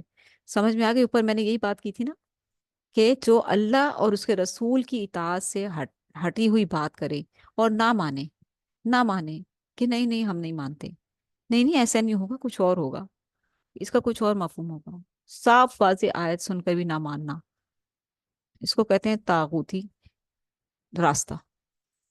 رکن نمبر 6، حدیث رسول صلی اللہ علیہ وسلم کی اہمیت. چھٹے رکن میں حدیث رسول صلی اللہ علیہ وآلہ وسلم کی اہمیت کا بیان ہے.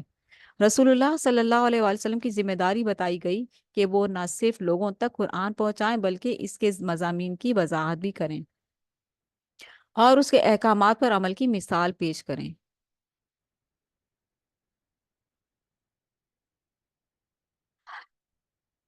اور پھر آپ صلی اللہ علیہ وسلم کی ذمہ داری امت محمد کے لیے چھوڑ گئے ہیں نا، ہمیں بھی تو یہ ذمہ داری کرنی ہے نا. احکامات پر عمل کی مثال پیش کریں، خود عمل کریں.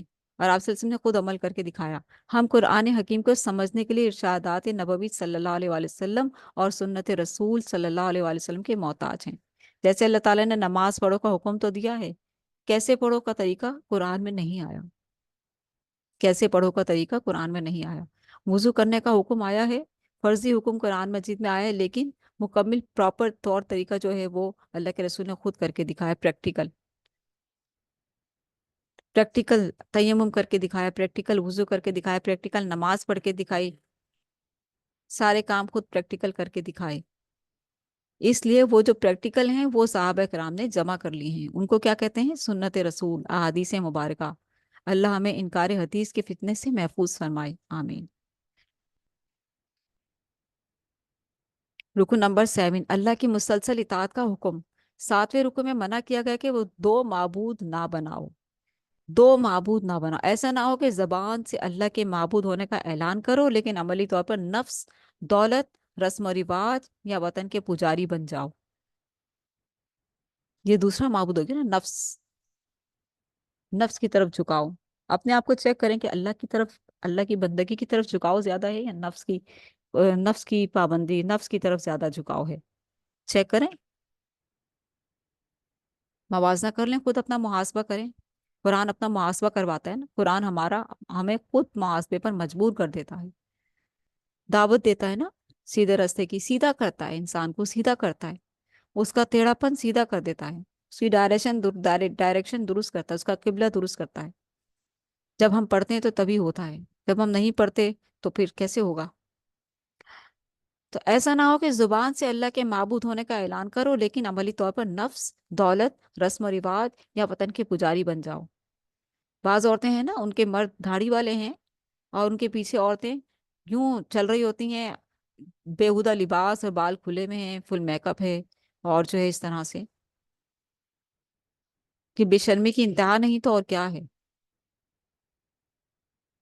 یعنی کہ اللہ تعالیٰ کا کوئی خوف، کوئی ڈر نہیں ہے، کوئی خوف نہیں ہے. کسی سے کہا جائے کہ کیا مرنا نہیں ہے؟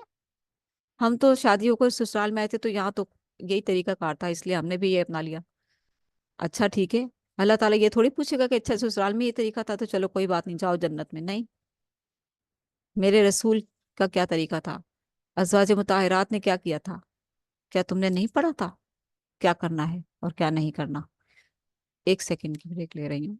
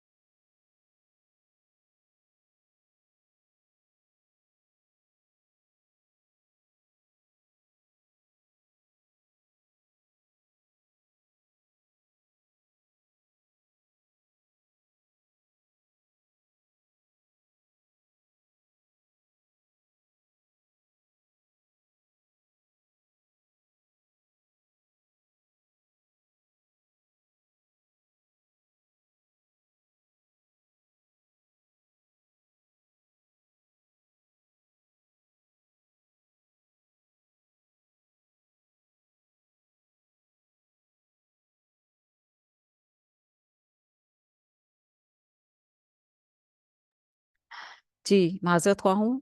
आज कुछ इस तरह की चीज़ें हो रही हैं कि अल्लाह ताला मेरी मदद फरमाए और मुझे मुझे माफ़ फरमाए और मेरे वक्त में बरकत दे और मेरे काम में आसानी फरमाए। आमीन। आप लोग भी दुआ कीजिए कि जो जिस जिस चीज़ में मैं उलझी हुई हूँ उसमें मेरे लिए अल्लाह ताला खैर और आफियत का मामला फरमाए और मेरे लिए आसानी फरमा दे। आमीन। जजाकमुल्लाह खैर। जजाकल्ला। आप लोग दुआ कर दीजिए प्लीज़। अल्लाह की मुसलसल इताअत का हुक्म। सातवें रुकू में मना किया गया कि दो माबूद ना बनाओ। ऐसा ना हो कि जुबान से अल्लाह के माबूद होने का ऐलान करो लेकिन अमली तौर पर नफ्स दौलत रस्म और रिवाज या वतन के पुजारी बन जाओ। अल्लाह ही को माबूद बनाओ और याद रखो कि वलहुद्दीन वासिबा। उसकी इताअत मुसलसल यानी हर वक्त और हर मामले में करनी है। जैसे मैं ऊपर आप लोगों को बता चुकी हूँ, शुक्रगुजारी में एक घूंट पानी पीकर भी क्या करना है, उसका शुक्र अदा करना है। तो ये उसकी इताअत मुसलसल यानी हर वक्त हर मामले में करनी है। ठीक है। तो जो अगर अल्लाह के रसूल सल्लल्लाहु अलैहि वसल्लम की सुन्नत पर अपनाएंगे तो अल्लाह के रसूल ने सोने की दुआ, सोने से उठने की दुआ, सोने के उठने के आदाब बताए। अपनी दोनों हथेलियां आप अपनी आंखों पर और चेहरे पर फेरते थे ताकि नींद का खुमार उतर जाए। हम्म। और फिर जो है आप सल्लल्लाहु अलैहि वसल्लम सूरह आले इमरान की 11 आयत पढ़ा करते थे आखिरी की, आसमान की तरफ देखकर, जब जब तहज्जुद में उठा करते थे। यानी कि हर वक्त हर लम्हा, रोजा खोल रहे हैं तो वो दुआ, और बाहर जा रहे हैं तो दुआ, बाथरूम में जा रहे हैं तो दुआ। यानी कि हर चीज की दुआ सिखा दी गई। तो इंसान हर वक्त किस तरह अल्लाह ताला की इताअत में रह सकता है। उसकी इताअत मुसलसल यानी हर वक्त और हर मामले में करनी है। कैसे करनी है? अल्लाह के रसूल सल्लल्लाहु अलैहि वसल्लम की सुन्नत को अपना कर करनी है। हर नेमत उसी की अता करता है और हर तकलीफ को वही दूर करता है। हर नेमत उसी की अता करता है और हर तकलीफ को वही दूर करता है। उसकी नाफरमानी करना एहसान फरामोशी और उसकी इताअत करना ही एहसान मंदी है। ठीक है। तो आ गया तरीका। क्या करना है? हर नेमत उसी की अता करता है, उसका कोई शरीक नहीं, और हर तकलीफ को वही दूर करता है। पीछे पैगाम क्या है? पैगाम क्या है पीछे? हर तकलीफ को वही दूर करता है, कोई और नहीं कर सकता। जिनको तुम जो मर गए हैं उनको तुम दुनिया में मदद के लिए पुकारते हो, तो तुम क्या कर रहे हो? अल्लाह ताला देखिए घुमा फिरा कर क्या कह रहा है। हर नेमत उसी की अता करता है और हर तकलीफ को वही दूर करता है। उसकी नाफरमानी करना एहसान फरामोशी और उसकी इताअत करना ही एहसान मंदी है, उसका शुक्र मानना है। अल्लाह ताला हम सबको शुक्रगुजारी अता फरमाए। आमीन। रुकू नंबर 8, इख्तिलाफात का हल कुरान और हदीस में तलाश करो। इख्तिलाफात का हल। 8वें रुकू में नबी अलैहिस्सलातु वस्सलाम को आगाह किया गया कि वमा अंजलना अलैकल किताबा इल्ला इल्ला लितुबय्यिना लहुमुल्लज़ी इख्तलफू फीह। हमने आप सल्लल्लाहु अलैहि वसल्लम पर किताब नाजिल नहीं की मगर इसलिए कि आप सल्लल्लाहु अलैहि वसल्लम वजाहत कर दें उन मामलात की जिनमें लोग इख्तिलाफ कर रहे हैं। तो असल चीज क्या है? कुरान। कुरान पकड़ेंगे पढ़ेंगे तो हमारे इख्तिलाफात खत्म हो जाएंगे। हमारे किबला, हमारी डायरेक्शन दुरुस्त होगी तो हमें पता चल जाएगा। एक अल्लाह की इबादत करनी है, एक अल्लाह से मदद मांगनी है, एक अल्लाह से ही दुआ करनी है, एक अल्लाह के नाम के नजराने नजर न्याज पेश करनी है, एक अल्लाह के नाम का जबीहा करना है, और एक अल्लाह के प्यारे हबीब सल्लल्लाहु अलैहि वसल्लम की इताअत करनी है। ये कुरान सिखाता है। तीसरी चीज कोई नहीं है। ठीक है।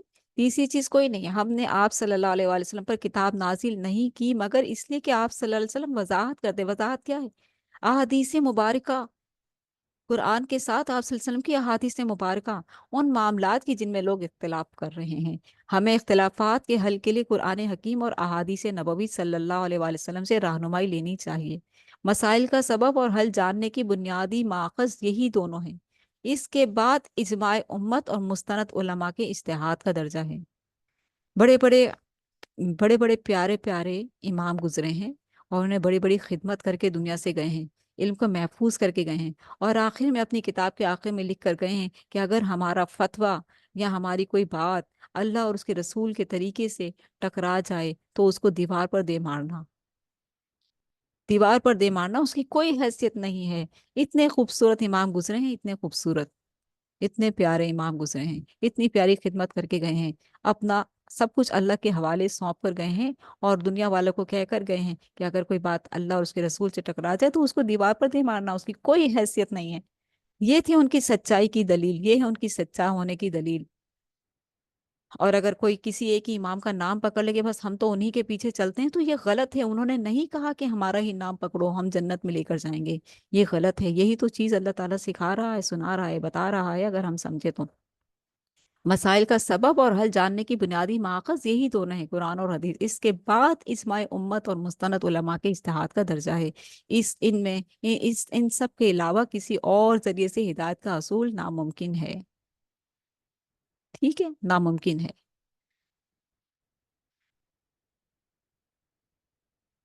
وہ بنیادی چیزیں جو جو جمع کی ہیں ائمہ کرام نے، وہ سب بتا گئے کہ دیکھو دو چیزیں ہیں، اور ہم نے کوشش کی ہے، کہیں ہماری غلطی مل جائے تو اسے چھوڑ دینا۔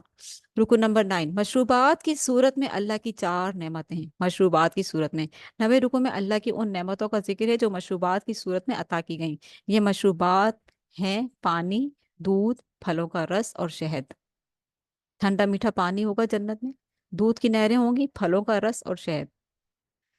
شہد کا ذکر خاص اہتمام سے کیا گیا، اور اسے یعنی کہ جو مشروبات پانی، دودھ اور پھلوں کا رس، یعنی جو وہاں پر دیا جائے گا جنت میں، مشروب شراب بھی اسے کہا جاتا ہے، تو یعنی کہ وہ ایسی ہوگی جس سے پی کر چکر نہیں آئیں گے۔ شہد کا ذکر خاص اہتمام سے کیا گیا، اور اسے لوگوں کے لیے بیماریوں سے شفا کے حصول کا ذریعہ قرار دیا گیا، کہ اللہ تعالیٰ نے یہ نعمتیں بنائی ہیں۔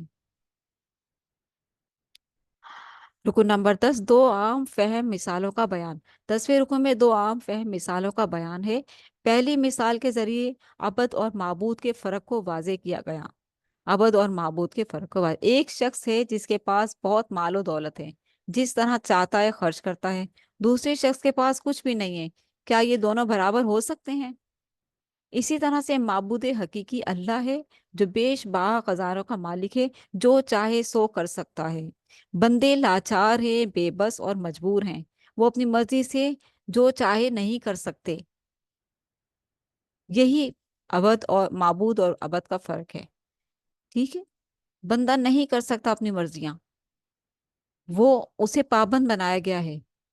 اگر وہ اللہ اور اس کے رسول کو ماننے والا ہے تو وہ پابند ہے، وہ لاچار ہے، وہ بے بس ہے، وہ حرام نہیں کھا سکتا، وہ حرام نہیں کما سکتا، وہ سود نہیں لے سکتا، وہ شراب نہیں پی سکتا، وہ دھوکہ نہیں دے سکتا، وہ جھوٹ نہیں بول سکتا، وہ قتل نہیں کر سکتا، روک کے رکھے گا خود کو۔ دوسری مثال، نافرمان اور فرما بردار بندوں کا فرق بیان کیا گیا۔ اوپر اللہ اور بندے کا، اور یہاں پر نافرمان اور فرما بردار بندوں کا فرق بیان کیا گیا۔ ایک ایسا غلام ہے جو نکما ہے، کوئی کام ڈھنگ سے نہیں کرتا، مالک پر ایک بوجھ ہے۔ دوسرا شخص وہ ہے جو نہ صرف خود نیک اور باصلاحیت ہے بلکہ دوسروں کو بھی خیر کی تلقین کرتا ہے۔ کیا دونوں ایک جیسے ہو سکتے ہیں؟ یعنی کہ ایک اللہ کا نافرمان بندہ اور ایک فرما بردار، ہر وقت اللہ کی عبادت اور اللہ تعالیٰ سے استغفار میں لگا ہوا ہے، اور صحیح ڈائریکشن اور صحیح قبلے کے ساتھ اللہ اور اس کے رسول کی اطاعت کے ساتھ دین پر عمل کر رہا ہے، پھر بھی ڈرتا ہے، اور دوسرے کو پرواہ ہی نہیں ہے، پرواہ ہی نہیں ہے کہ قرآن پڑھنا ہے یا اللہ کے رسول کی کوئی سنت ہے۔ عاشق کے رسول بنے بیٹھے ہیں، عاشق کے رسول بنے بیٹھے ہیں، قرآن کی ایک آیت کا ترجمہ تک نہیں آتا،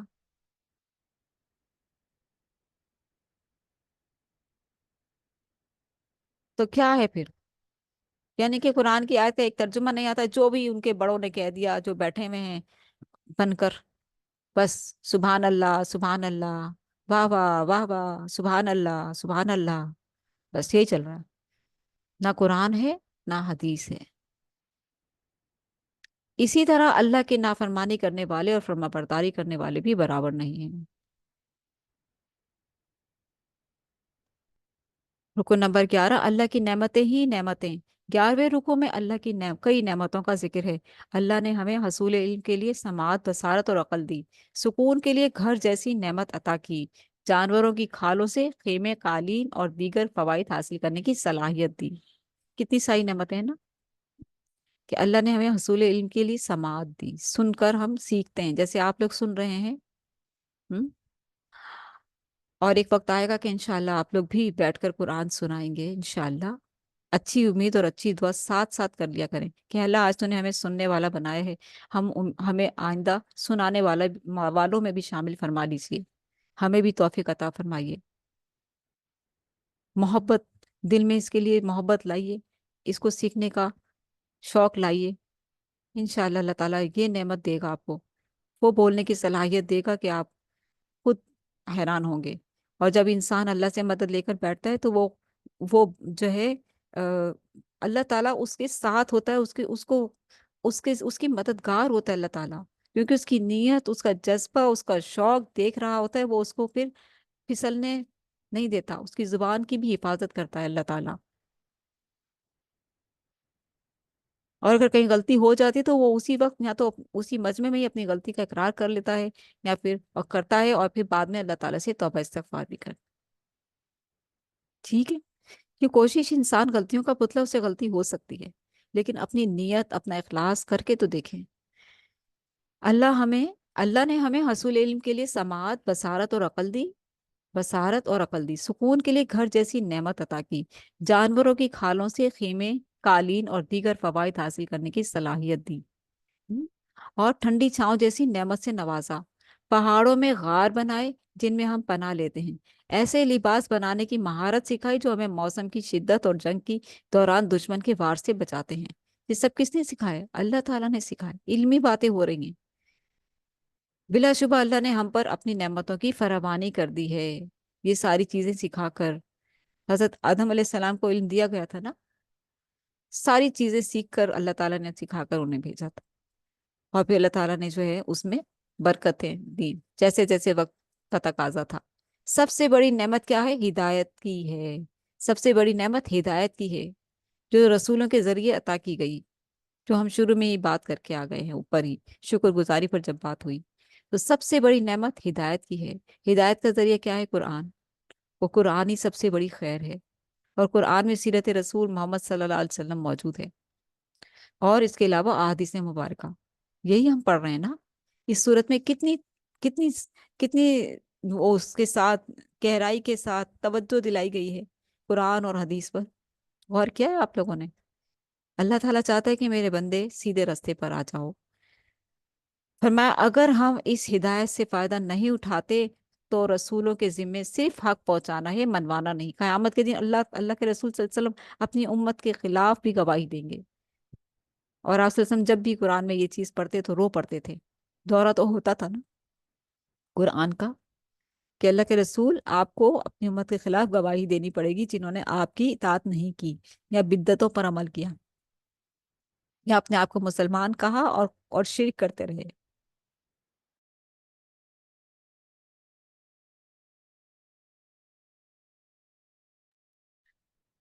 اللہ ہمیں ہدایت کی راہ پر چلنے اور اپنا شکر گزار بندہ بننے کی توفیق عطا فرمائے، آمین۔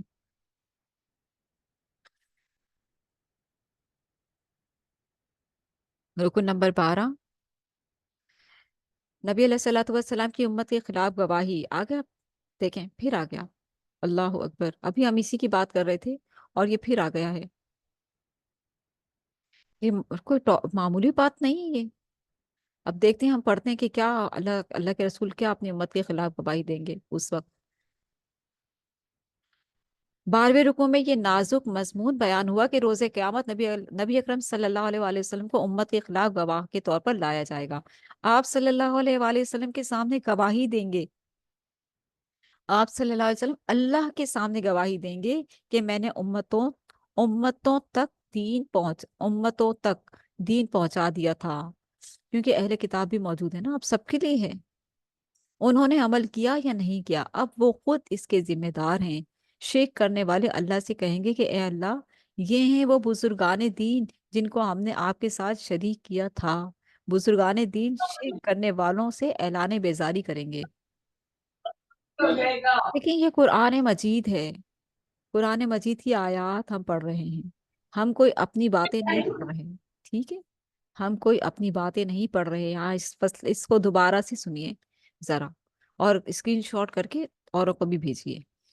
شرک کرنے والے اللہ سے کہیں گے کہ اے اللہ، یہ ہیں وہ بزرگان دین جن کو ہم نے آپ کے ساتھ شریک کیا تھا۔ پکارتے ہیں نا لوگ، ہم؟ بزرگان دین شرک کرنے والوں سے اعلان بیزاری کریں گے کہ ہمیں کیا معلوم تم ہمارے ساتھ کیا کیا کرتے رہے، ہم تو دنیا سے آ گئے تھے، ہمیں کیا پتا تم نے بعد میں ہمارے کیا کیا کیے، ہمیں تو نہیں معلوم۔ اور پھر ان کی بیزاری کی وجہ سے اللہ تعالیٰ فرشتوں سے کہے گا کہ ان کو ان سے دور کرو. پھر وہ لوگ روئیں گے سیکھیں گے کہ کاش دوبارہ دنیا میں جانا ملے تو ہم بھی ان سے ایسی بیزاری دکھائیں گے جیسی انہوں نے آج ہم سے دکھائی ہے. ایسی بے وفائی. ہم تو ان کے ہم تو اس چکر میں بیٹھے ہوئے تھے, ہم تو اس گمان میں بیٹھے ہوئے تھے کہ ہم قیامت کے دن بس ہم نے ان کی لڑی پکڑی ہوئی ہے, ان کی بیعت کی ہوئی ہے, ان کا نام رکھا ہوا ہے اپنے ساتھ, اور جو ہے ہم جنت میں جائیں گے, یہ ہمیں جنت میں لے جائیں گے. آج کیا ہو گیا؟ یہ تو بڑا بہت خطرناک کام ہو گیا. یہ کیا ہو گیا؟ اس وقت آنکھیں کھلیں گی, قرآن پڑھ لیں گے تو دنیا میں یہ آنکھیں کھل جائیں گی. لیکن کوئی قرآن پڑھے تو صحیح. اب شرک کرنے والوں کو ایسا عذاب دیا جائے گا جو مسلسل ہوگا اور اس میں کوئی کمی نہ کی جائے گی. کتنا خطرناک وقت ہوگا, کتنی بدبختی ہوگی, کتنی رسوائی ہوگی, کتنی نا امیدی ہوگی. رکو نمبر 13, اللہ تعالیٰ محفوظ فرمائے. اللہ تعالیٰ شرک جیسے گھناؤنے گناہ سے محفوظ فرمائے, آمین. اللہ تعالیٰ ہمیں اس دن کی رسوائی سے محفوظ فرمائے. اے اللہ ہم سب کو دین دنیا اور آخرت کی ہر طرح کی رسوائی سے محفوظ فرما, ہر طرح کی ذلت اور رسوائی سے محفوظ فرما, ہماری خاص حفاظت فرما, آمین. اللہ کی طرف سے اہم ہدایات. 13ویں رکوع میں چند اہم ہدایات بیان ہیں. اللہ نے ہمیں عدل, احسان اور قرابت داروں سے حسن سلوک کا حکم دیا. بے حیائی, برائی اور زیادتی سے منع کیا. عدل, جب عدل ہوتا ہے نا تو بہت خوبصورتی آتی ہے. جن گھرانوں میں, جن فیملیز میں عدل سے کام لیا جاتا ہے نا, آپ یقین کریں اتنا خوبصورت فیملی ہوتی ہے وہ, اتنی پیاری فیملی ہوتی ہے وہ. نہ کوئی حسد, نہ کوئی جلن, پیار محبت. کسی بھی تقریب میں مل رہے ہیں تو سب ایک دوسرے سے بڑھ بڑھ کر خود سلام کر رہے ہیں. کوئی بھی یہ نہیں سوچا کہ وہ خود کر لیں گی سلام تو ہم کر لیں گے سلام, نہیں. آگے بڑھ کر فلاں کہاں ہے, چلو اس سے ملیں, فلاں کہاں ہے, چلو آؤ اس سے ملیں. سب مل مل کر بیٹھ رہے ہیں, کھانا کھا رہے ہیں, پیش کر رہے ہیں ایک دوسرے کو. محبت, عدل ہے نا, اس لیے. احسان اور قرابت, کسی ایک فیملی میں بھی عدل ہو, عدل کا نظام ہو تو وہ فیملی بھی خوبصورت ایک دوسرے کا خیال رکھتی ہے. پھر احسان, احسان مدد کرنا لوگوں کی, اور قرابت داروں سے حسن سلوک کا حکم دیا. بے حیائی, برائی اور زیادتی سے منع فرمایا. بے حیائی سب سے بری برائی ہے, سب سے بری. اللہ تعالیٰ کا غضب 2 چیزوں سے ٹوٹتا ہے. حدیث میں آتا ہے کہ اللہ تعالیٰ 2 چیزوں سے بہت زیادہ غضبناک ہوتا ہے, اور ایک شرک سے, غیر اللہ سے مدد, اللہ کی مخلوق سے مدد مانگنا جو دنیا میں نہیں ہے, وہ مر کھپ گئی, اور اب اس کو زندہ سمجھ کر اس کو مدد کے لیے پکارنا, یا اس کو واسطے وسیلے دینا اللہ کے, اس کو جا کر کہنا کہ اللہ سے لے کر دے دو ہمیں. یہ ساری حرام کام ہے. تو یہ اللہ تعالیٰ اس چیز سے, اور یہ جو کہتے ہیں اہل کتاب انبیاء کو کہ اللہ کا بیٹا, اور جو مشرکین تھے وہ کیا کہتے تھے فرشتوں کو اللہ کی بیٹیاں, تو اس پر اللہ تعالیٰ کا غضب ٹوٹتا ہے. ٹھیک ہے, شرک پر اللہ کا غضب ٹوٹتا ہے, وہ کسی بھی قسم کا. اور دوسرا بے حیائی پر, بے حیائی پر اللہ تعالیٰ کا غضب بہت ٹوٹتا ہے. اور عورتوں کو فتنہ کہا گیا, اور جہنم میں اللہ کے رسول صلی اللہ علیہ وسلم نے عورتوں کی تعداد زیادہ دیکھی. پوچھا گیا کیوں, تو بتایا گیا کہ وہ جو ہے چغل خوری بہت کرتی ہیں. اور پھر چھاتیوں کے بل انہیں جہنم میں ڈالا گیا ہے. یہ بھی آتا ہے حدیث میں کہ ان کو جو ہے اس طریقے سے بے حیائی اور اپنے سینے دکھاتی پھرتی ہیں, ڈھانکتی ہی نہیں جس طریقے سے ڈھانکنا چاہیے. اور پھر نیتوں کا تو اللہ کو پتا ہے نا کس طریقے سے ڈھانکا ہوا ہے اور کس طریقے سے چھپایا ہوا ہے.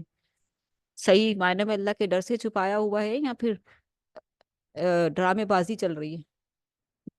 سب جانتا ہے اللہ تعالیٰ, اس کو معلوم ہے عورتوں کے فتنے کا, اس نے پیدا کیا نا. بے حیائی, برائی, بے حیائی اور شرک سے اللہ کا غضب ٹوٹتا ہے. برائی اور زیادتی سے منع فرمایا. بے حیائی, برائی اور زیادتی سے منع فرمایا. معاہدات کی پابندی کی تلقین کی. کسی گروہ سے معاہدے کے بعد اس کی معاملات میں دخل اندازی سے روکا. کسی گروہ سے معاہدے کے بعد اس کے معاملات میں دخل اندازی سے روکا. ایسے لوگوں کو پرسکون روحانی زندگی کی بشارت دی جو پورے اخلاص سے نیکیاں کرتے ہیں.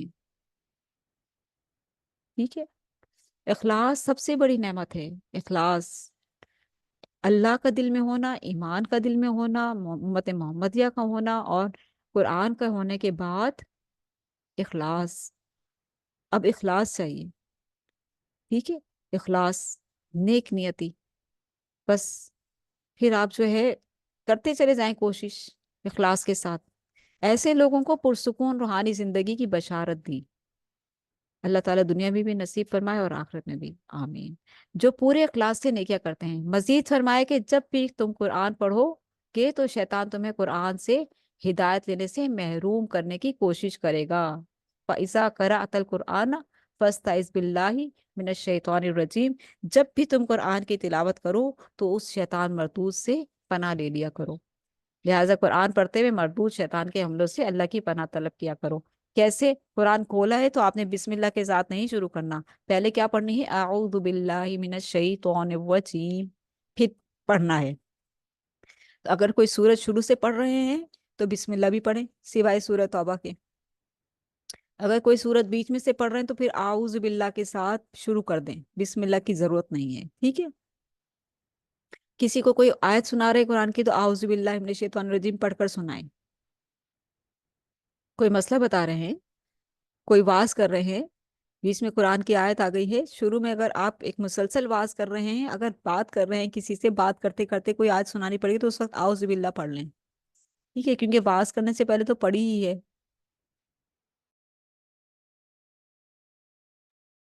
سپارہ کمپلیٹ ہونے کو ہے ہمارا۔ مرتد کے لیے شدید عذاب کی وعید۔ مرتد، ایمان لانے کے بعد ایمان سے پھر جانا۔ 14 رکو میں خبردار کیا گیا کہ جو لوگ ایمان لانے کے بعد مرتد ہو جائیں گے اللہ انہیں شدید عذاب دے گا۔ انہوں نے وقتی مفاد کی خاطر دنیا کو آخرت پر ترجیح دے دی اور دائمی خسارے کا سودا کر لیا۔ البتہ اگر کوئی جان کے خوف سے ظاہری طور پر کلمہ کفر کہہ دے تو اللہ معاف فرما دے گا۔ یعنی کہ ایسا ہوتا ہے نا کہ کہیں انسان بچھڑ گئے ہیں یا کہیں جہاز کریش ہوا اور نیچے زمین پہ ایسی جگہ گر گئے ہیں جہاں پر کفار ہیں اور وہ پکڑ کے بیٹھے ہوئے ہیں اور پھر کہیں کہ بھئی تم کون ہو، اور وہ ان کو مانتے ہو کہ نہیں مانتے ہمارے خداؤں کو، اور وہ اپنی جان بچانے کے لیے کہہ دے تو اللہ تعالیٰ دیکھ رہا ہے اس وقت۔ ایک مثال ہے، کوشش یہی ہے کہ اللہ ہی کا نام لیا جائے اور اللہ ہی پر توکل کیا جائے، اور جہاں اللہ تعالیٰ نے آسانی دی ہے وہاں پر اس آسانی کا سے فائدہ بھی لے لینا چاہیے، ٹھیک ہے؟ البتہ اگر کوئی جان کے خوف سے ظاہری طور پر کلمہ کفر کہہ دے تو اللہ معاف فرما دے گا۔ اللہ ہمیں ایمان پر استقامت عطا فرمائے، آمین۔ رکن نمبر 15، ناشکری کی سزا۔ اوپر شکر گزاری کا اجر اور اب اینڈ پر ناشکری کی سزا آ رہی ہے۔ 15ویں رکو میں آگاہ کیا گیا کہ جو قوم اللہ کی نعمتوں کی ناشکری کرتی ہے تو اللہ اس پر بھوک اور خوف کا عذاب مسلط کر دیتا ہے۔ ایک طبقہ فکر و فاقہ کی وجہ سے خودکشی کرنے پر مجبور ہو جاتا ہے اور دوسرے طبقے کی ہوس کی بھوک مٹتی ہی نہیں، وہ لوٹ کھسوٹ کے سابقہ ریکارڈ توڑ دیتا ہے جو آج کل ٹوٹے ہوئے ہیں۔ اندرونی طور پر بدامنی اور لاقانونیت سے مال و جان کو خطرات لاحق ہو جاتے ہیں، اور بیرونی طور پر دشمنوں کی سازشوں اور جارحیت کا خوف بھی مسلط ہو جاتا ہے۔ آج اہل پاکستان اپنی ناشکری اور دین سے بے وفائی کی پاداش میں بھوک اور خوف کے مذکورہ بالعذاب سے دوچار ہیں۔ اللہ ہمیں انفرادی اور اجتماعی سطح پر سچی توبہ کی توفیق عطا فرمائے، آمین۔ اپنے رب کے راستے کی طرف دعوت دو۔ اللہ کے رسول صلی اللہ علیہ وسلم سے اب مخاطب، پورے صورت میں ہی مخاطب، لیکن جو ایک اللہ تعالیٰ نے اللہ تعالیٰ کا خوبصورت اسلوب ہے، شروع اور آخر میں جو ہے اللہ کے رسول کو جو ہے زیادہ مخاطب کر کے واضح طور پر، پھر آخری رکوع میں حضرت ابراہیم علیہ السلام کی تحسین کی گئی کہ وہ اللہ کے فرما بردار اور شکر گزار بندے تھے۔ تلقین کی گئی کہ حضرت ابراہیم علیہ السلام کی روش کی پیروی کرو، انہوں نے ہر محبت کو اللہ کی محبت کے سامنے قربان کر کے توحید خالص کی عملی مثال قائم کر دی۔ اس رکوع میں یہ ہدایت بھی دی گئی کہ ادعو الی سبیل ربک بالحکمت والموعظۃ الحسنۃ وجادلہم باللتی ہی احسن، کہ اپنے رب کے راستے کی طرف دعوت دو دلائل کے ساتھ، معاشرے کے صحیح افراد کو درد بھرے واز کے ساتھ، عوام الناس کو اور بحث کرو فتنے اٹھانے والوں کے ساتھ بڑی شائستگی سے، ٹھیک ہے؟ سارے طریقے خوبصورتی سے کرنے ہیں، لڑائی جھگڑے اور ان کو برا بھلا کہہ کر اور تانے دے دے کر نہیں، پیار اور محبت سے۔ دین کا آغاز کرنے کا یہاں طریقہ سکھا دیا گیا ہے۔ اپنے رب کے راستے کی طرف دعوت دو، کیسے دو، کیسے دعوت دینی ہے؟ وتواصوا بالحق کی وتواصوا بالصبر کیسے کرنا ہے؟ صبر کے ساتھ کرنی ہے نا حق کی بات، اور طریقہ کیا بتا دیا، کیسے؟ دوبارہ سنیں، اپنے رب کے راستے کی طرف دعوت دو دلائل کے ساتھ۔ دلائل کیا ہے؟ قرآن پکڑ لو، معاشرے کے ذہین افراد کو درد بھرے واز کے ساتھ، درد بھرے واز میں سزائیں بھی تو ہوتی ہے نا کہ جہنم میں یہ ہوگا وہ ہوگا اگر ہم نے اللہ کی بات نہیں مانی تو، اور پھر دل میں ایک چاہت ہو، لگن ہو کہ یہ سیدھے راستے کی طرف آ جائیں عوام الناس کو، اور بحث کرو فتنے اٹھانے والوں کے ساتھ،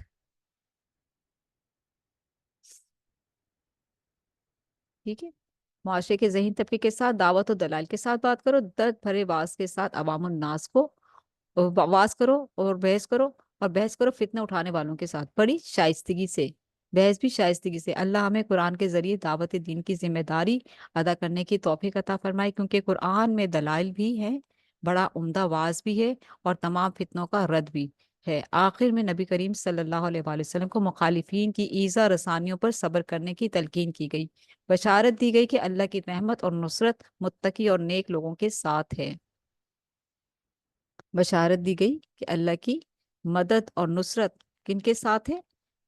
متقی لوگ اور نیک لوگوں کے ساتھ ہے۔ سپارہ ہمارا کمپلیٹ ہوا الحمدللہ۔ اللہ تعالی ہماری اس کوشش کو قبول فرمائے، اور ہماری اس مجلس میں جو بھی کوئی ہم سے غلطی یا کوتاہی ہوئی ہے اللہ تعالیٰ اس سے درگزر فرمائے، اور انشاءاللہ کل ہم 15واں پارہ پڑھیں گے، اور آج سورۃ النحل کمپلیٹ ہوئی، کل ہم اسراء اور کہف کا کچھ حصہ تقریباً کچھ ہی باقی بچے گا وہ ہم پڑھیں گے، اور اللہ تعالیٰ سے دعا کر لیتے ہیں۔ یا حی یا قیوم برحمتک استغیث اللہم صلی وسلم علی نبینا محمد اللہم انا نسألک العفو والعافیت فی الدنیا والآخرہ اللہم انا نسألک العفو والعافیت فی دیننا ودنیانا واہلنا ومالنا اللہم استر عوراتنا وآمر رواتنا اللہم احفظنا من بیننا یدینا ومن خلفنا وعن یمیننا وعن شمالنا ومن فوقنا ونعوذ بعصمتک ان نغتال من تحتنا آمین۔ اللہم اقسم لنا من خشیتک ما تحول به بیننا وبین معاصیتک ومن طاعتک ما تبلغنا به جنتک ومن الیقین ما تهون به علینا مصائب الدنیا اللہم متعنا باسماعنا وابصارنا وقوتنا ما احییتنا واجعله الوارث منا واجعل ثأرنا على من ظلمنا وانصرنا على من عادانا ولا تجعل مصيبتنا في ديننا ولا تجعل الدنيا أكبر همنا ولا مبلغ علمنا ولا تسلط علينا من لا يرحمنا ولا تسلط علينا من لا يرحمنا۔ اے اللہ ہم میں اپنے خوف کو اتنا تقسیم کر دیجئے کہ وہ ہمارے اور آپ کی نافرمانی کے درمیان حائل ہو جائے، اور اپنی فرما برداری ہم میں اتنی تقسیم کر دیجئے کہ وہ ہمیں آپ کی جنت تک پہنچا دے، اور اتنا یقین دیجئے کہ ہم پر دنیا کی مصیبتیں آسان ہو جائیں، اور جب تک آپ ہمیں زندہ رکھیں ہمیں ہماری سماعت، بصارت اور قوت سے مستفید کیجئے، اور اسے ہمارا وارث بنا دیجئے، اور ہمارا انتقام اسی تک محدود کر دیجئے جو ہم پر ظلم کرے، اور ہمارا انتقام اسی تک محدود کر دیجئے جو ہم پر ظلم کرے، جو ہم سے دشمنی کرے اس کے مقابلے میں ہماری مدد فرمائیے، اور ہمارے دین میں مصیبت نازل نہ فرمائیے، دنیا کو ہمارا سب سے بڑا غم نہ بنائیے، دنیا کو ہمارے لیے غم کی جگہ نہ بنائیے، اور دنیا کو ہمارے علم کی انتہا بنا دیجئے، اور ہم پر ایسے شخص کو مسلط نہ کیجیے جو ہم پر رحم نہ کرے۔